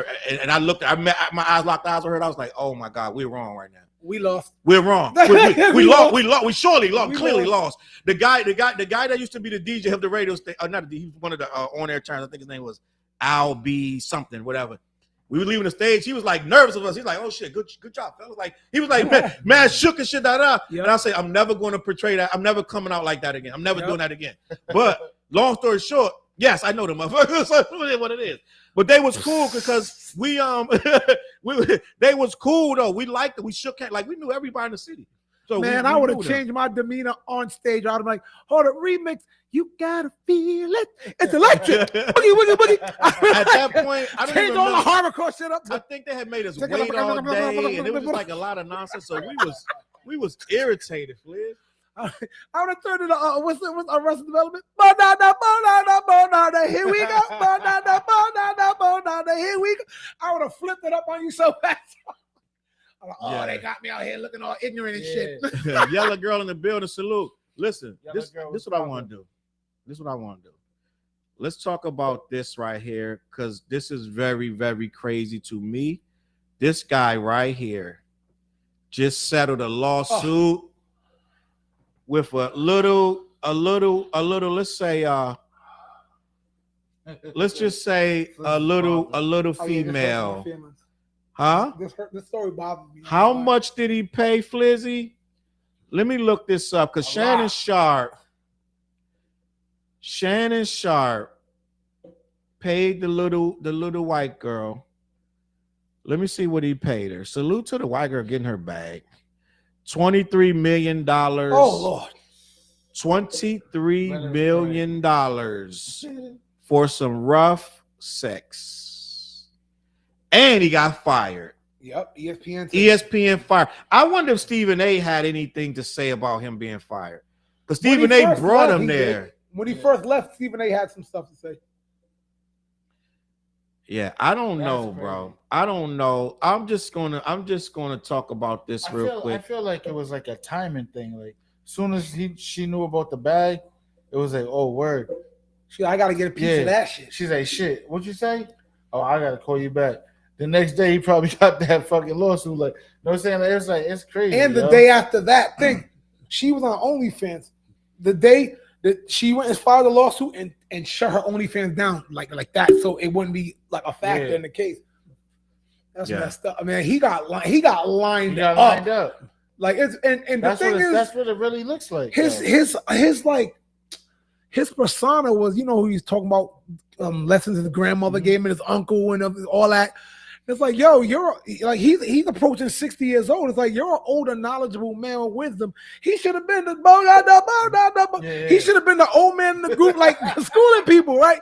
But it's like, yo, how you fall for that dumb shit from a young chick, bro? Like, so for those that don't know what And wait, happened, he moved and she moved to where he was at, right? Am I correct? I don't feel know like about that's where she what I heard. moved, but Like he moved to what he was wherever he was at, and then he moved somewhere else. I don't know, And but I I know feel like- I do know that they I were feel like together her for 2 cheating. years. she must have that sunshine. You know what I'm saying? We throw it up in the air, turn Throw it the up in the sunshine. air. I got that's this that- girl. that's Her, that- that's her that pussy's Richard so Pryor. good. You throw it in the air, Yeah, turn the yeah, sunshine. Yo, she had sunshine because I mean, He said she had sunshine. I'm with my girl and she could be watching, but I'm gonna say this. Flair. I'm not gonna get in Flair. trouble. I'm gonna keep it PG, like I grew PG-18. going crazy tomorrow. We trying to rock with you. as a Flair. rich Yeah, guy. Flair. If I was a single rich guy, like, you know how hard it would be to line me up for a chick? I'm like, you don't really mean too much to me right now because I'm scared of you. Yeah. You know what I mean? Every woman would be like a nightmare. You Like, you had last night. I'm like, oh shit, I'd have like cameras set up, waivers and shit. I'm like, remember the movie where it was Bad Boys 2 when Gabrielle Union, the gangster dude, made her get in the oceans before he talked to her? Yeah. I'm like, I ain't saying shit till we in the water. I don't want no mics or nothing. I'm like, I'd be so paranoid, no one would want to be with me. Yeah. I'm like, yo, hi, what's your name? You trying to line me up for my money, bitch? I know you are. I know you. Get away from my money. I'd be all paranoid and shit. Get away from my money. No one ever liked me. Know what I'm saying? Hey, no one. I never had this much love till I got money. That would have been me all. As soon as I get a dime, I would be like, I'd be so paranoid of like any woman who showed interest. Like, how you doing? What you mean, hi? You remember Undercover Brother? Mm-hmm. What Dave Chappelle was like, hi, what you mean, hi? Highs and high yellow want to be white? Highs and high, how the white man wants to keep us? Hi. I'd be that dude, paranoid of everything, like chicks said if I was rich. I'm not mad though, because you have to question everything nowadays. Everything, Like, bro. You really have to question everything nowadays. Like this shit is so crazy. Like you really like yeah, that he definitely got lined up. It seems like he definitely got lined up from day one. It was just like, here's the mission. Yep. Go get him. I think all dudes who are rich are always getting lined up. But you know what's crazy? I mean, I was watching this interview with this old guy. He was a billionaire, old ass white guy. And he said, you notice you don't see a lot of billionaires getting sued for their money by girls. He kept it a buck. He was like, because I told her, you'll never live to spend it. He goes, these billionaires, he said the billionaires clubs, they tell girls, if you do tend to line me up, you get money, you will never live to spend it. So they never get sued. So it was like, wow. And I kind of believe him. Like a threat off the rip. Yeah, I kind of believe him. Like, yo, like, he's like, yeah, you got that sunshine, but you're never gonna live to spend that bitch. yo, like for real, like imagine some old rich and dudes with the means to do it. Yeah. Tells you that, like, oh, if your hair boning me because you think there's gonna be money in the end of the rainbow, a pot of gold, you'll never see that. Yeah. And you be like, oh shit, let me just like, blow him, give him for a trip to Turks and Caicos real quick. You know what I mean? Like, let me get what I can, I think that what's going on is he's very the word I'm gonna say, and it might be weird, it's an insecurity to go that young and that left of what you should be kind of, I'm not gonna say should, but what, like, does it have to be that young? Like, does it have to be, you know what I'm saying? Like, this situation, like she's like S&M and all this and that, like it's all this crazy shit. And I get it that everybody got they fetishes or whatever, but who was it? Monique was telling them, listen, Monique warned them. You keep chasing these younger, like, come on, Unc. Like you really Unc right now. And I think a lot of y'all got to him talking about how he was dressing. Y'all was insinuating that he was into males. Y'all was calling him gay. So I think he was like overcorrecting. Like, yeah, I'm not, you know what I'm saying? I think it's deeper than that too, because remember Shannon he never held back on his history of always being called ugly, and he was too black and too dark skinned, and he's getting everything he just wants. Like, I think like, some of that trauma like shapes who you are. Like, and Shannon even said when he was kind of responding, not directly to Monique, but he said, I got all this money, I keep myself in shape. In a sense, he was kind of saying like, I deserve that I can get the young finest things out there, the best things in a restaurant. Yeah, but sometimes you see the outcome of that. Yeah, I like, bro. But he didn't think about the outcome. Shannon. I'd have been like, yo. He didn't expect her to record him and this, that, and third. I met some fine ass 35 to 40-year-olds too, bro. I know you 60, but you could have went that. There's something about a mature woman, man, of a certain age. It's just something about her, man. You know what I'm saying? It's just get a woman with a couple of stretch marks, look like she lived a little life, man. That's you gotta lick the stretch marks. Like, follow the you know what it is about no BBL. Follow the pattern of the stretch marks. You know what it is about an older woman, Fliz? You know what it is about an older woman? It take a lot more to get them. You know what I mean? Like to get an older woman spread eagle, for lack of a better word, or whatever I want to say.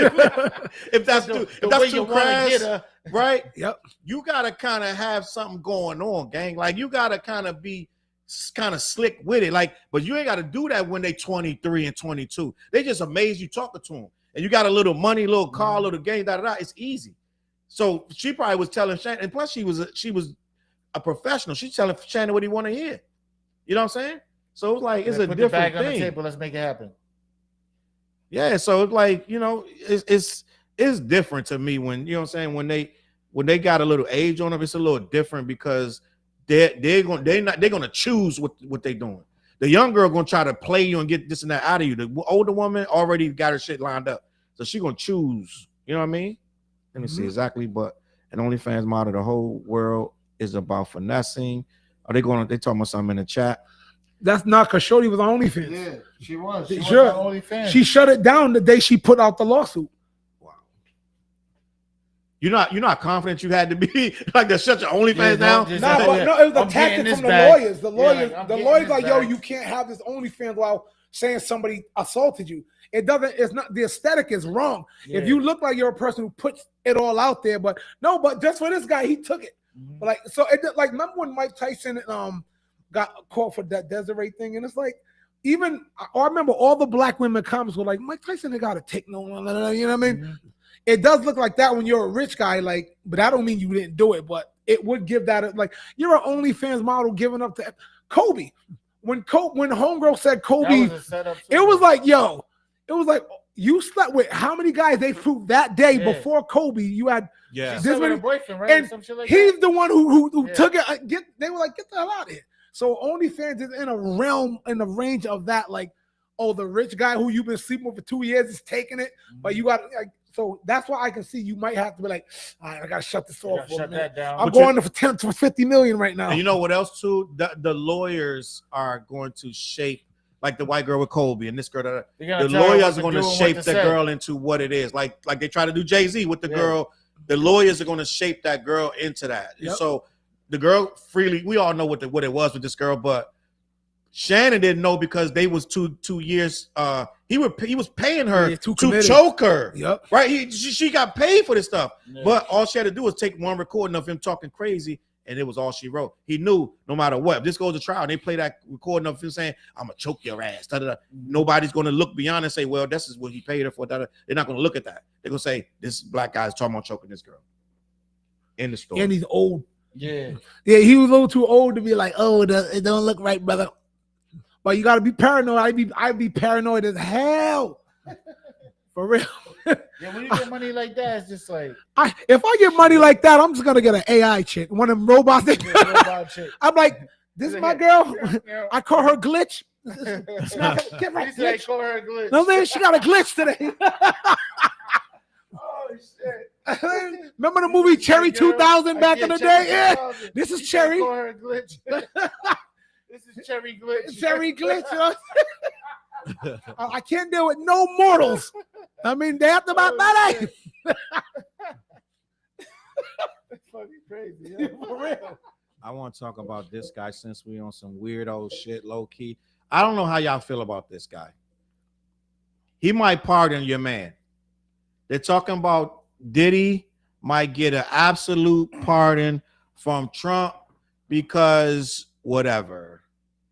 That he's seriously, the quote is seriously considering pardoning your man Diddy out the gate.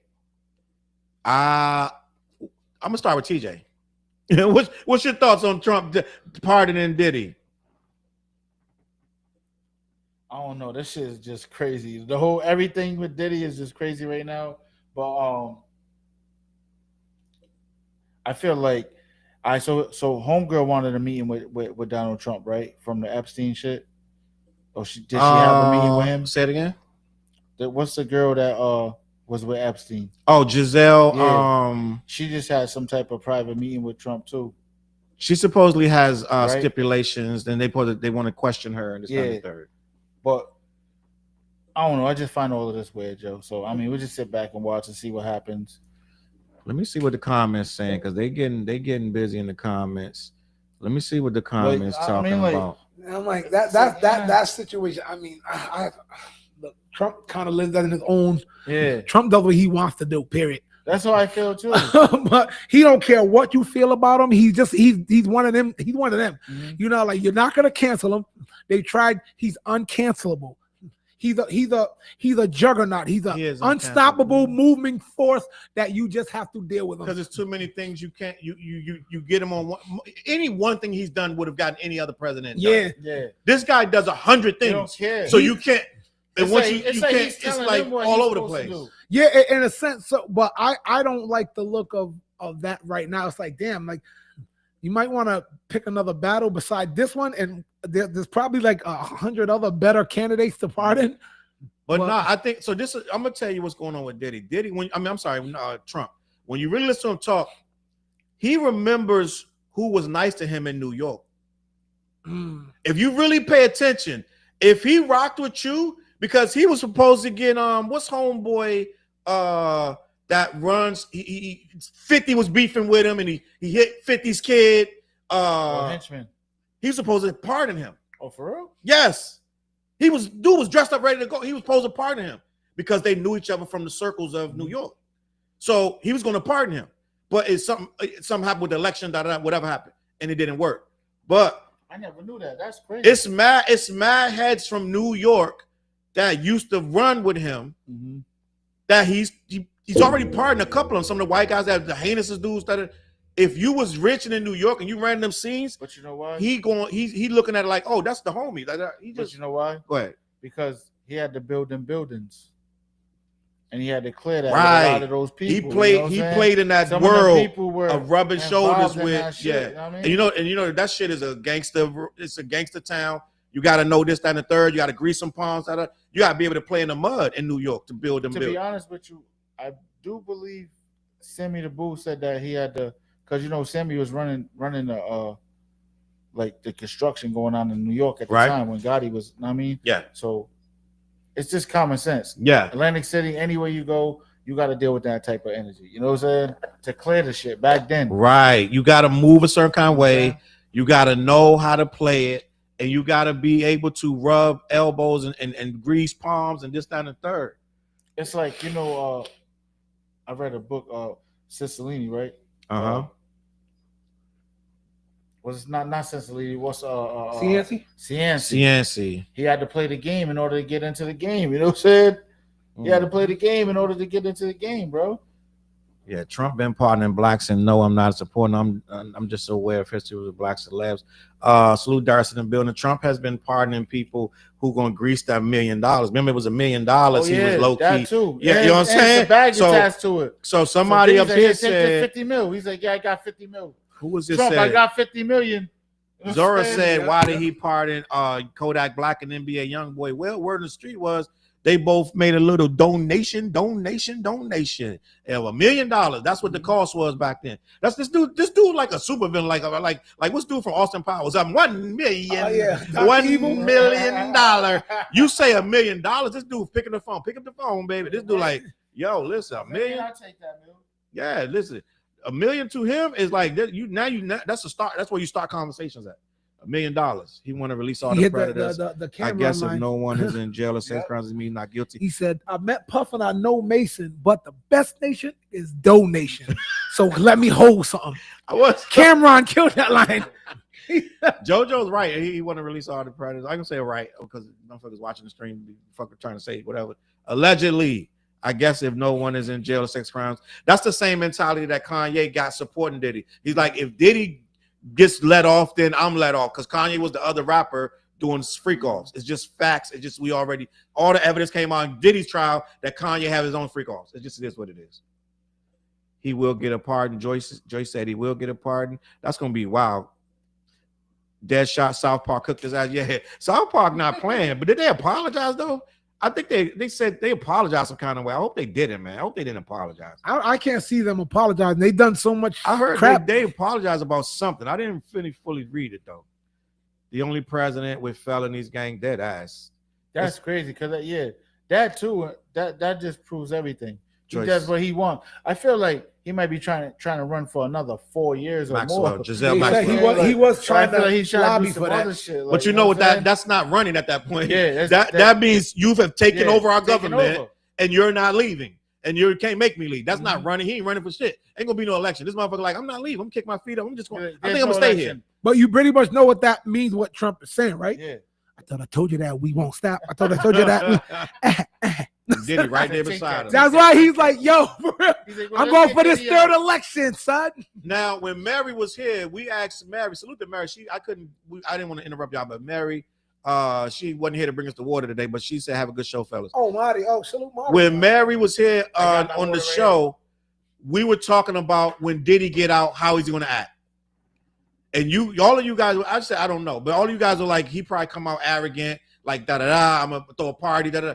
And I wasn't sure. I said he should probably humble himself. Now, if Trump pardoned him of all the He's shit, about to have another wild ass party. This is the remix of the white party.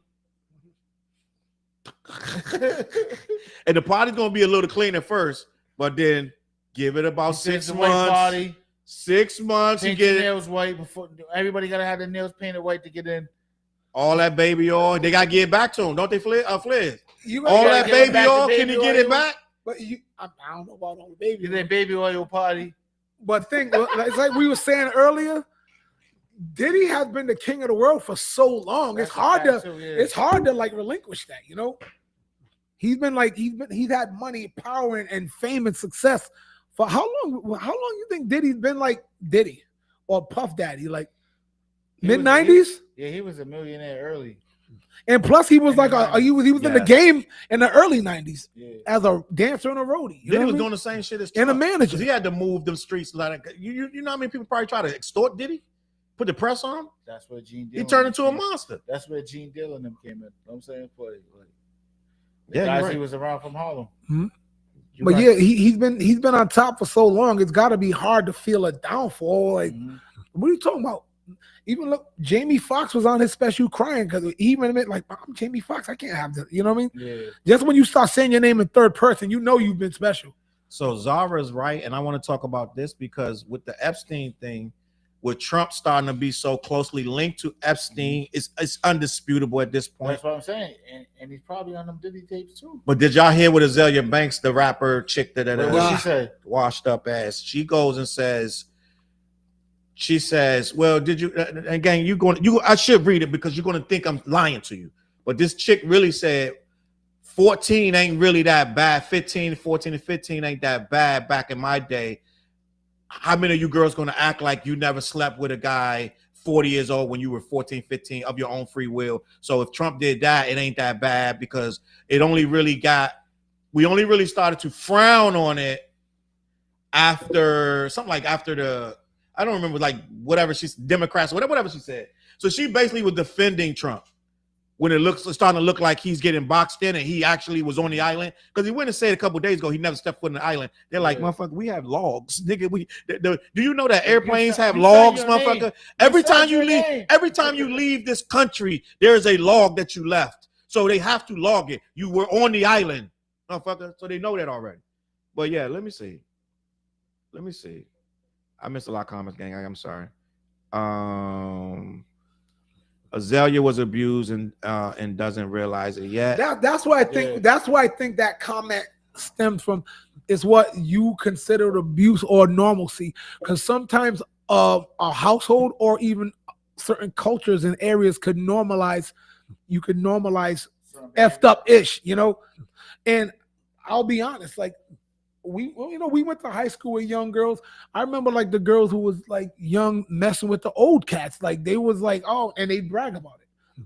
That is a thing that does happen in the hood a lot. Let's not act like it doesn't. It does. But what she, but I'm not saying it's right. It's not correct. She was trying to make it like the girls could own that. No, these are grown men preying on girls, gang. It's two different things. Yeah, so I'm saying culturally, right? We can normalize effed up shit. We do. You know what I mean? It. We made trauma just seem like, oh, just something happened. You know what I mean? We got that uncle that keep them kids away. We still let them be there, let them come to the cooker. His ass should be busted up and never allowed around. But no, we let him come around. Just don't let the kids go down there with him. So we normalize some shit. Exactly. We make it like, okay, he's okay. He make a good he could cook the fucking the pork chops, whatever. But then look at the ripple effect. Now you have a young girl who's one of the forefront female rappers out there saying this, and other young girls hear that. You see how dangerous that ripple effect can get? You know what I mean? Yeah. Instead of her, like, look at the people who came at Felicia Rashad when she did her interview saying, like, let's pull back on what a young lady is. Mm-hmm. Mad chicks hit her off. I got the quote. Rapper Azalea Banks says Trump effing kids was okay. 13 plus, who cares? Move on. This is Azalea Banks. First of all, Azalea Banks, let's just start this. This chick is trash.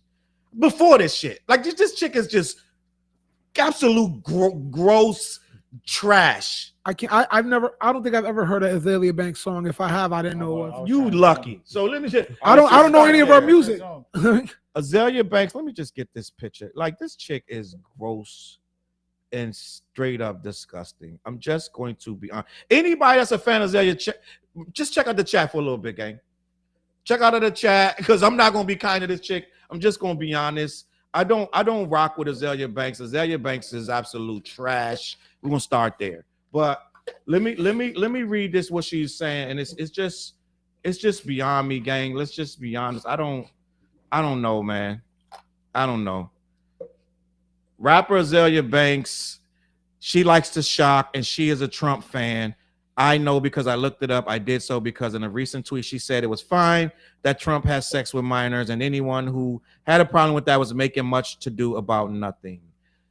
She's 34. In addition, she wasn't giving thumbs up to sexual relationships between 20-year-old guy and a 16-year-old girl just outside of Romeo and Juliet statutory rape. I'm going through this real quick because I'm trying to get to what she said. I want to just get to the damn. Okay, here it goes. This is what she said on Twitter. Okay, in Donald Trump's defense, effing 14-year-old girls was really only made a social taboo in the 1990s.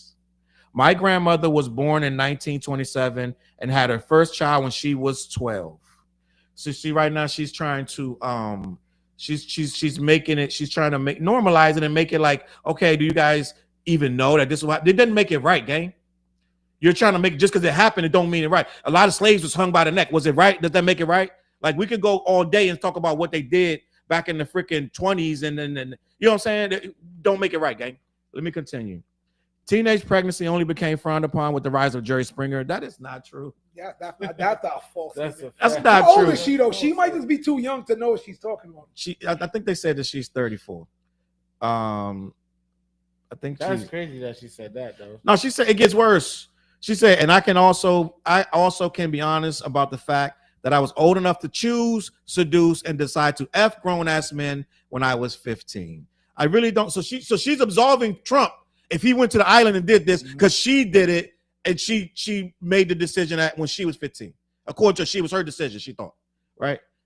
I really don't get why women are fronting like they weren't effing 40-year-olds at 15. Like, come on now. I'm honestly not surprised or mad at Trump.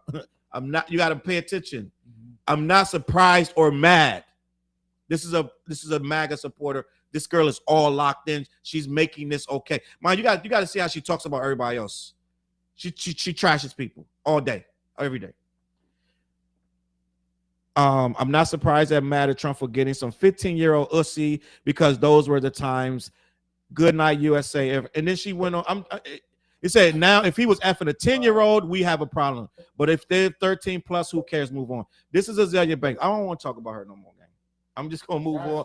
I just wanted to say that. I just want to move on, gang, because this chick's so disgusting, dog. Like now you finally see it's like people supported this chick, gang. Like people support this chick.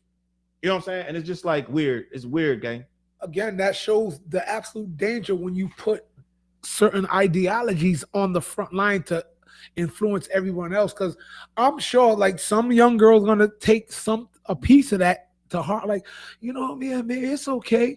This 30-year-old dude hollered at me. Hey, he did have a nice car, yo. No, next thing you know, she's being sold on the street. So I deal with a lot of that in my life. I deal with a lot of girls who are sex trafficked and things like that. And it sucks because they're like, and they normalize it after a while. Like, oh, they just, you know, it's like, nah, your shit is fucked up. You know what I mean? I don't know what to tell you. Yeah, I don't want to talk about her because let's move on. Hope we didn't like you know trigger anybody up out there. Yeah, you know what I mean? But we didn't either. Sometimes you know you talk about stuff, people get a certain kind of way. So let's talk about this, right? We took a serious tone, so let's keep it a little serious. I want to talk about N3on. N3on is a streamer, right? And I want to have this conversation because I want Fliz to know what I know about this little streamer called N3on. Let me get a picture of him so we can start there. N3on is this streamer, right? Who he literally makes millions of dollars, right? Like some of these guys, Fliz, they make $500,000 a month just acting like assholes online. Money that we could literally change the whole community. They blow it on cars, gang, and jewelry and silly shit. So what happened with N3on, the streamer? Let me get this in. I'm trying to get the right picture because I need one that's long. Here we go. This is N3on right here. Young kid. I don't know his ethnicity. I don't know where he's if he's Middle Eastern, if he is I don't know what he is.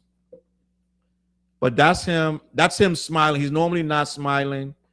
He's normally causing a lot of havoc. Let me just say this. He's normally causing a lot of havoc. What happened with N3on? I'm gonna get an article just so I can get it all because this kid, let me use. I'm trying to get an easy one. I want a long ass one. Right here. I want to talk about N3on. I don't even like Jess, but she grilled him as she should. So what happened with this guy, Fliz, and I'm gonna look up his ethnicity, but he don't like black people whatsoever. He went on several tirades. I should play the video of him just really being very, very. Yo, there's mad footage of him though. He's very, very. It's not just one clip. Yeah, he's very racist. He started streaming at 13, Flizzy. All right. And he decided that to be a streamer, you gotta be shocking, right? So, and Nova Sky said he's Pakistani and Indian, right? And Toy said he's Indian. He's Middle Eastern. I'm sorry. Comments going crazy. That's how I'm looking it up. Like, what is he? Comments going crazy. And I know for a fact Fliz and TJ don't know this guy. I know for a fact. I had never heard of No, him. I seen it for the first time when he popped up about being on a Breakfast Club. Yeah, so a clip went viral about 6, 7, 8 days ago.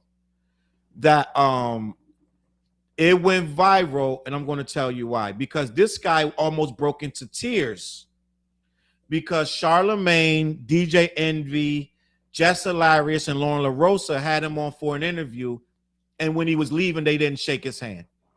So as he was leaving, he turned away. He's like, "Have a good day." He said, "Wow, none of them would shake." His voice is shaky. He's like, "None, they wouldn't even shake my hand, bro." They're like, "Who?" He said, "None of them. None of them wouldn't shake my hand." So he goes off into the corner. He's like he's about to go into tears. That's the end of the clip. So the clip is like 10 seconds long. Internet goes.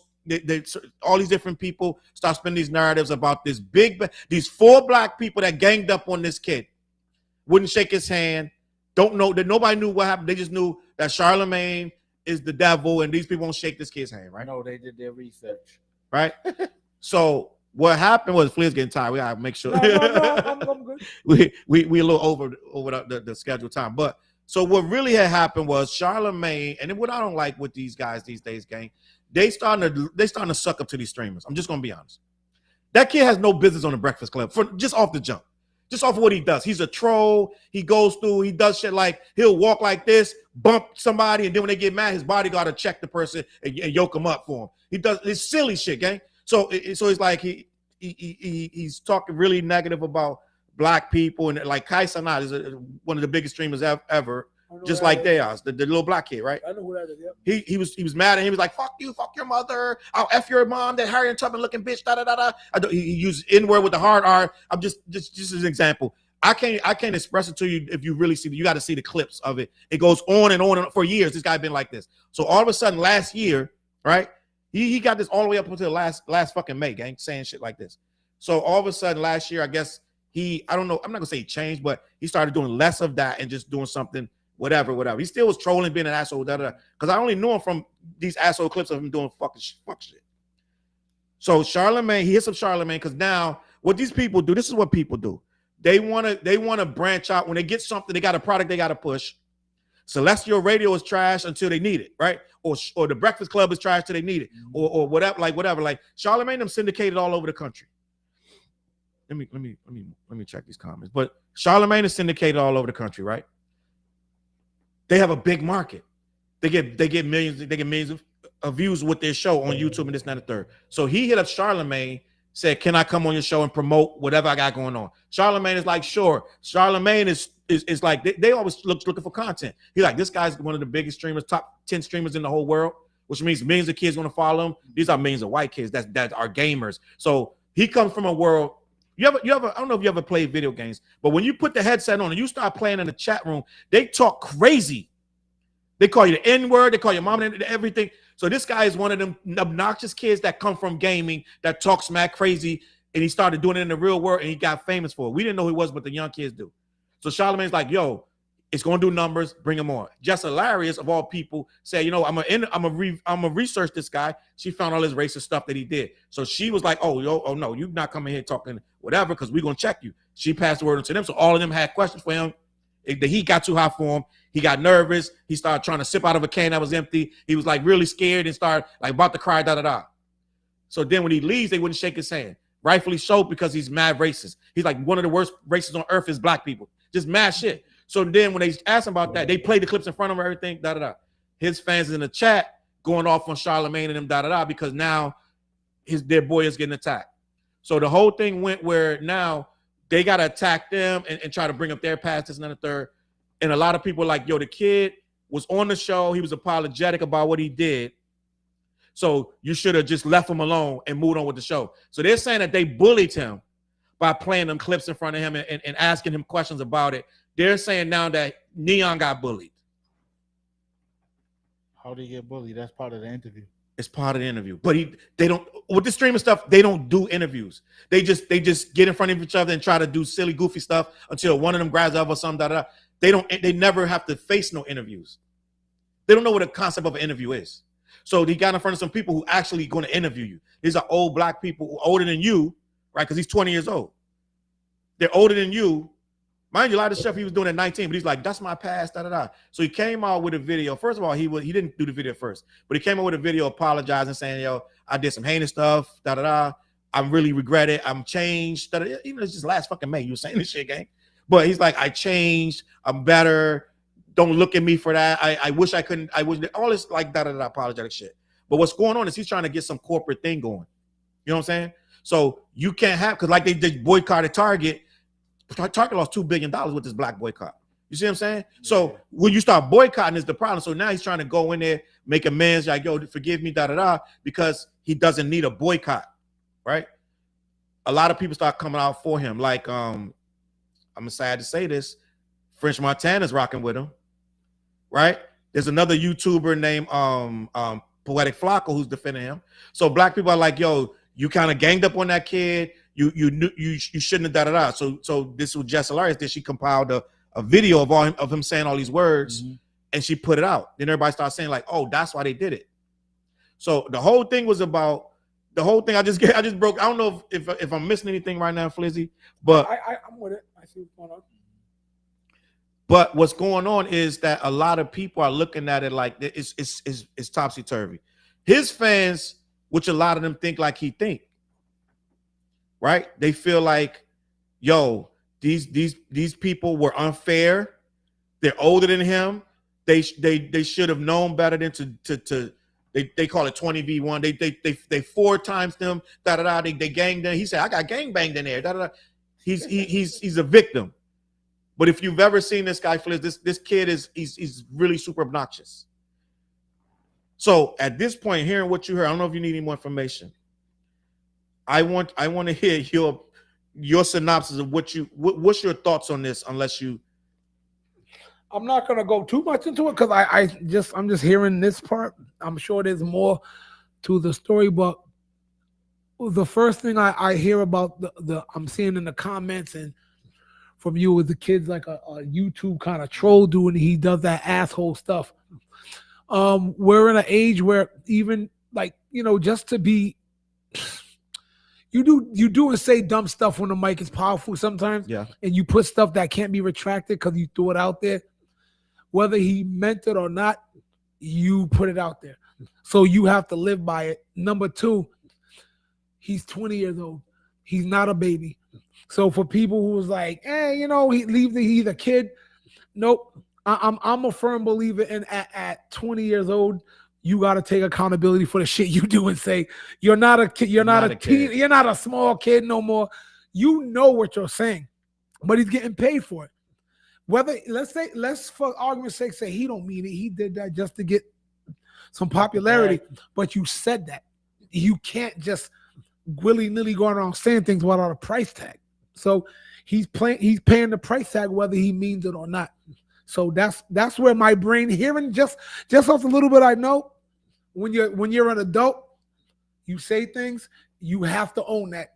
There's no more, well, my mommy and daddy, I need some raisins in my oatmeal. I should be able to say stuff and not have to live by it. We all have to live by something. That's why I'm very careful what I say on this show. Yeah, you are.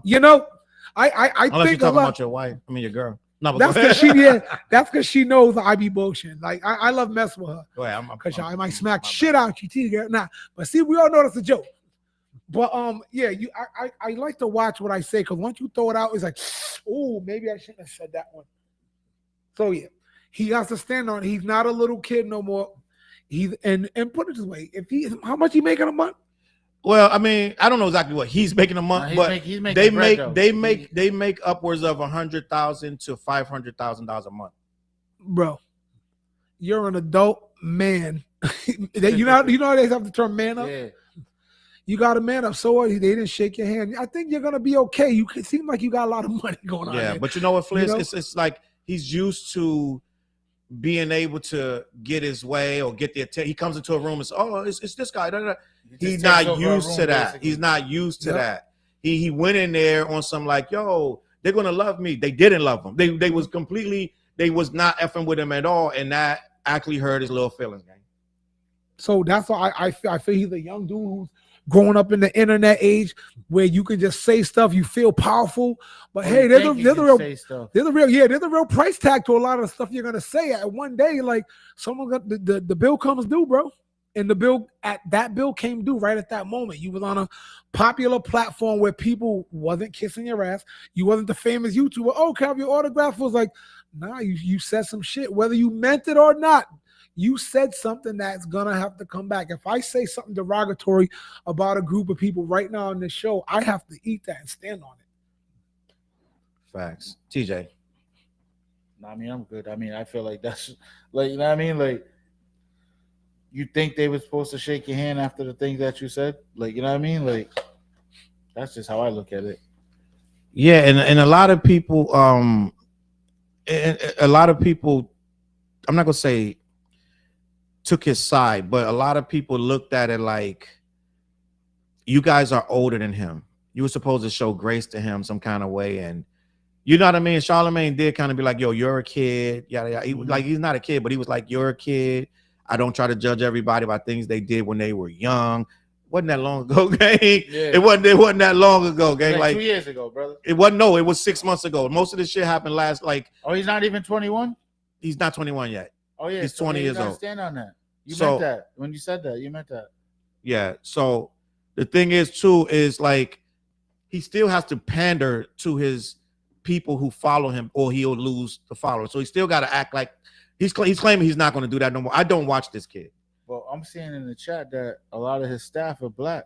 Yes, almost all his staff, but he fires them a lot. His PR manager, he fires them a lot. So he's like, I ran through a bunch of security guards, and they were like, why? Because Charlamagne, because he used to say they lazy, they don't want to work out. This dude, listen, this dude was all in, gang, like all in. Like, my mom see black people, she locked the car door.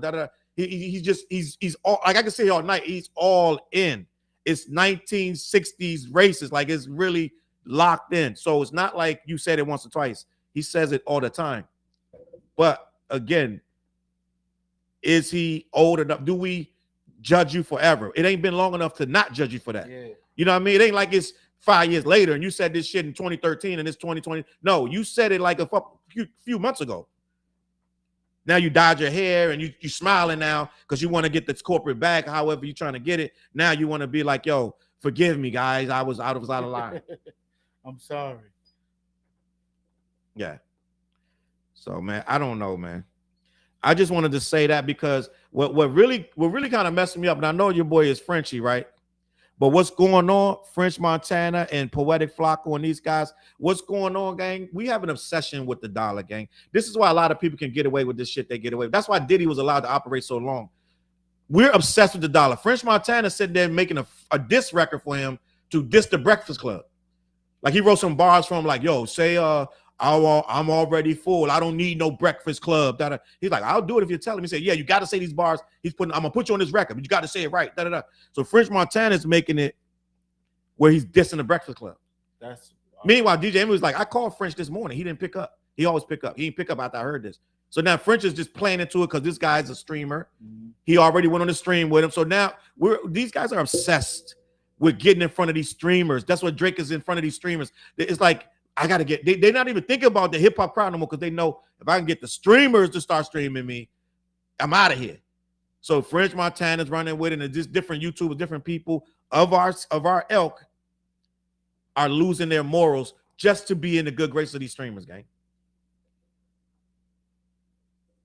N3on made all his racist comments with his chest. He definitely stood on it.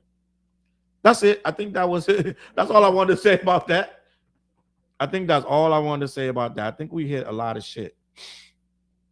I did want to talk about Kendrick's tour being the biggest tour. Now bump that Kendrick stuff. I want to hear that what happened to Gilbert Arenas you were talking about. Oh yeah, Kendrick Arenas. We already did the Kendrick Drake thing, bro. I want to know what happened to Gilbert. I just wanted to say I think he was the biggest solo tour in history. I think he's salute to Kendrick for being the highest grossing solo artist tour in history. You know what I'm saying? Congratulations. Congratulations on that accomplishment for real. That's it. Well, let me talk about your boy Gilbert. Yeah, what happened? This is crazy. I basically we walked in today and he said something happened with Gilbert Arenas I didn't know anything about. All right, so Gilbert Arenas. Where this happen at? Well, let's get it. Let's talk about it. Gilbert Arenas. Let me get the picture so people can know who we're talking about. Some of y'all may not know who Gilbert Arenas is. He's a former basketball player. He makes a lot of money, but he got locked up. Former all-star basketball player. He's Agent Zero. Remember, he had commercials and sneakers. Agent Zero. He also had the nickname Hibachi. Yeah. All right. So here we go. Gilbert Arenas. I'm trying to get this out of here. Salute the one in the building. Said Gil caught a fair charge. Former NBA star. Oh my God. Move this out of here. Former NBA star Gilbert Arenas was arrested Wednesday and accused by the Department of Justice of being part of a high-stakes illegal gambling ring that ran out of one of his California homes. Arenas is 43 and he's facing a federal indictment on account of conspiracy to operate an illegal gambling business, one count of operating an illegal gambling business, and one count of making false statements to federal investigators. And according to the Justice Department, Arenas rented out an Encino, California mansion to host illegal poker games. Wow. If convicted, he faces up to 5 years in prison.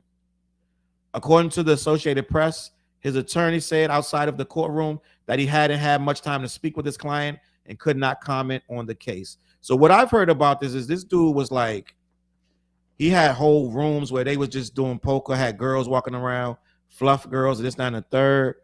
Let me see.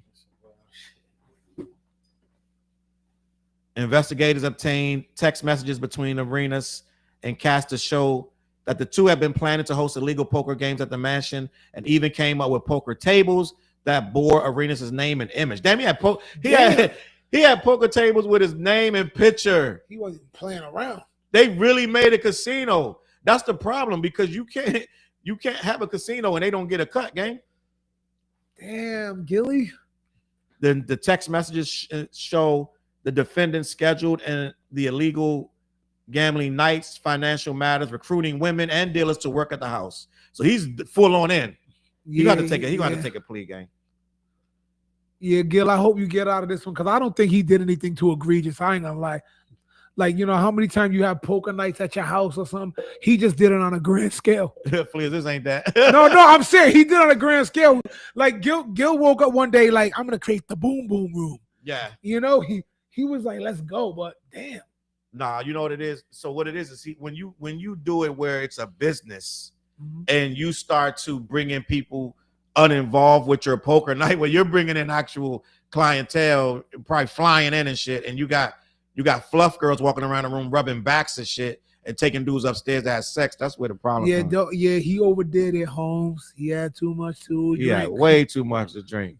Man, but Gil, man. Let me see. Man should have bought scratch-offs and called it a day. Dead ass. Yo, it's like, look, Shannon Sharp is in trouble. Like Gil, all the top podcasters are getting in trouble now. They went after the movie stars and rappers and the sports dudes. They're going on the podcasters now. You know what's crazy too is that the No Chill Gil podcast makes money. Yep. Yeah, he's already making money. So it's like his podcast is fire. I watch that all the time. You would have never told me that this dude would be involved in something crazy like this. Dead ass. Let me see what's going on. Yo, he had his own logos though. Yeah, he on the table. That's crazy. And he had a business. He had the table and his pictures on the table. Yeah, he made a wild official at that point. He had a business. You know what's crazy is he probably could have linked with a with a casino and did that in the casino. Yeah. His section, like, you know what I'm saying? It would have been crazy. Let me see. Gilbert think he an ace. He was gambling with Crichton when they pulled up with the gun. Wow. Crichton, he's the ex-NBA player too. Wow. So I wonder if you just being in there are in trouble. Probably. I'm in there with the bones like this. Remember Harlem 7 days. Remember Harlem Nights? They arrested everybody up in there. Shot me in my pinky toe. Yo, for real. Richard Pryor had to bail them all out the next day. Yeah. He was working with Israeli organized crime members. Oh, so he's on some mafia shit. Yeah. He went way up there. All right. Yeah, you're doing too much. And see, it is these dudes that do too much. We gotta clear it. That's what he said. We gotta clear it. Wow. Yeah, that's crazy. And it's like he be doing Vlad interviews. Like he all over the place. He's very opinionated. He always talking. So it's like, gang, you would never expect him to be somebody caught up in some shit that's going to sit him down for a while. He gonna have to take a plea or snitch. Yeah. He might start snitching on them Israelis. Dead ass. He'd be like, oh, the nigga name is Armand and like on some other shit. Don't forget the armed guard. Oh, yeah, he had armed guards in there. Oh, shit. You can't do that. He was like, official. Yeah, no, this joint was a real casino. He's like, welcome. He's like, yo, leave your coat there, leave your gun. Yeah. Like, yo, listen. Your boy was really Eddie Murphy in Harlem Nights. You know what I mean? Dead ass. I see him in the building. Chocolate Cake said, as much shit he talks, I'm shocked. Gang, listen, we getting out of here. Fliz has a half an hour. Whenever we leave the show, Fliz has a half an hour drive from that point on. I was just thinking about some wings as we were speaking. I got mad wings at the crib right now, bro. I'm hungry too. You know they always got wings at I think Big Tony's got wings too. Yo, there's a place, up in Providence. You ever ate at that place, Ogie's? No, wait, what's that? Oh, it's like a It's in the Ville, like across the Ville. yeah, it's like a trailer park. It looked like that food is designed like a trailer park. Yeah, that food is banging, yo. We had a work function there. Yo, last night, they like every year we have work functions, and that was one of them where you go and they expect like, let's say 30 people, and they buy a smorgasbord of food, like, and it's laid out. Why I get there? I had my little brother with me last night. I get there, only 5 people showed up, including me, my brother, for all this food. They say you can box it all up. All these wings around, you know me and wings. I was like, oh shit. Yeah, y'all can keep the tater tots and all that. So I got a fridge full of like wings and shit from Ogie's. I'm chilling. Good. Like I got breakfast, I got lunch. We appreciate you, Asiam. We appreciate Asiam, JoJo, Sam's, Toy, everybody's still in the building. It's a lot of heads still in the building. We pushing 300 heads. Appreciate everybody still here. It must have been a decent show tonight. A lot of people stuck around. Right. Oh, tap into wait, what's that single we got, Fliz? That video. Nah, the video. That too. Oh, you talking about Down for Whatever? Yeah. I had every intention to play that tonight too, and I was supposed to down. Yeah, look up Fliz and TJ Sauce Down, the number 4 whatever, Down for Whatever. You'll see a picture of him in a yellow jersey like this on the cover. And I haven't done the video show in 2 weeks because I felt like people were getting a little fatigued. So when we drop it next Monday, make sure 8 o'clock, we're going 8 to 11. I got a new video I just dropped. It's called Cry, on my Twitter, on my YouTube. It's all over the place. Check that video out. They got a new video that he just announced. What's the name of your video? Down for Whatever. Brand new videos. Y'all, we just working over here. We still got that album coming out. As a matter of fact, should I play the song before we get out of here? Why not? We got a song together called Explosion. I don't know if y'all seen this video yet, but I'm gonna play it, gang. Listen, salute to the people in the building, Miss how you say this? Darius King's in the building, but this is Xaviera in the building. Appreciate you, Yellow Girl. I'm gonna do it, man. Listen, I'm gonna play this, and then next Monday night, I'm coming back with the video show. It's called Underground Edge Live, and tap in, gang. So after I play this video, we're gonna be out of here. We're not coming back on the screen when the video's over. The show's over. We appreciate you for tapping in. All right, we're gonna catch y'all on that flip side. Peace.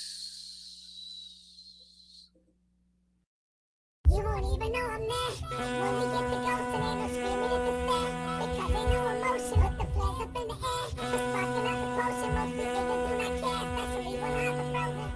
Do you know where you're going to? Do you like the things that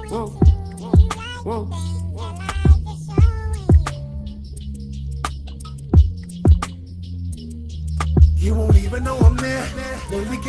ghosting, ain't no screaming if it's fair. Because ain't no emotion, I've been leaning on the prayer just to keep your boy going. Gave you time to prepare, so don't be scared of the explosion. You won't even know I'm there.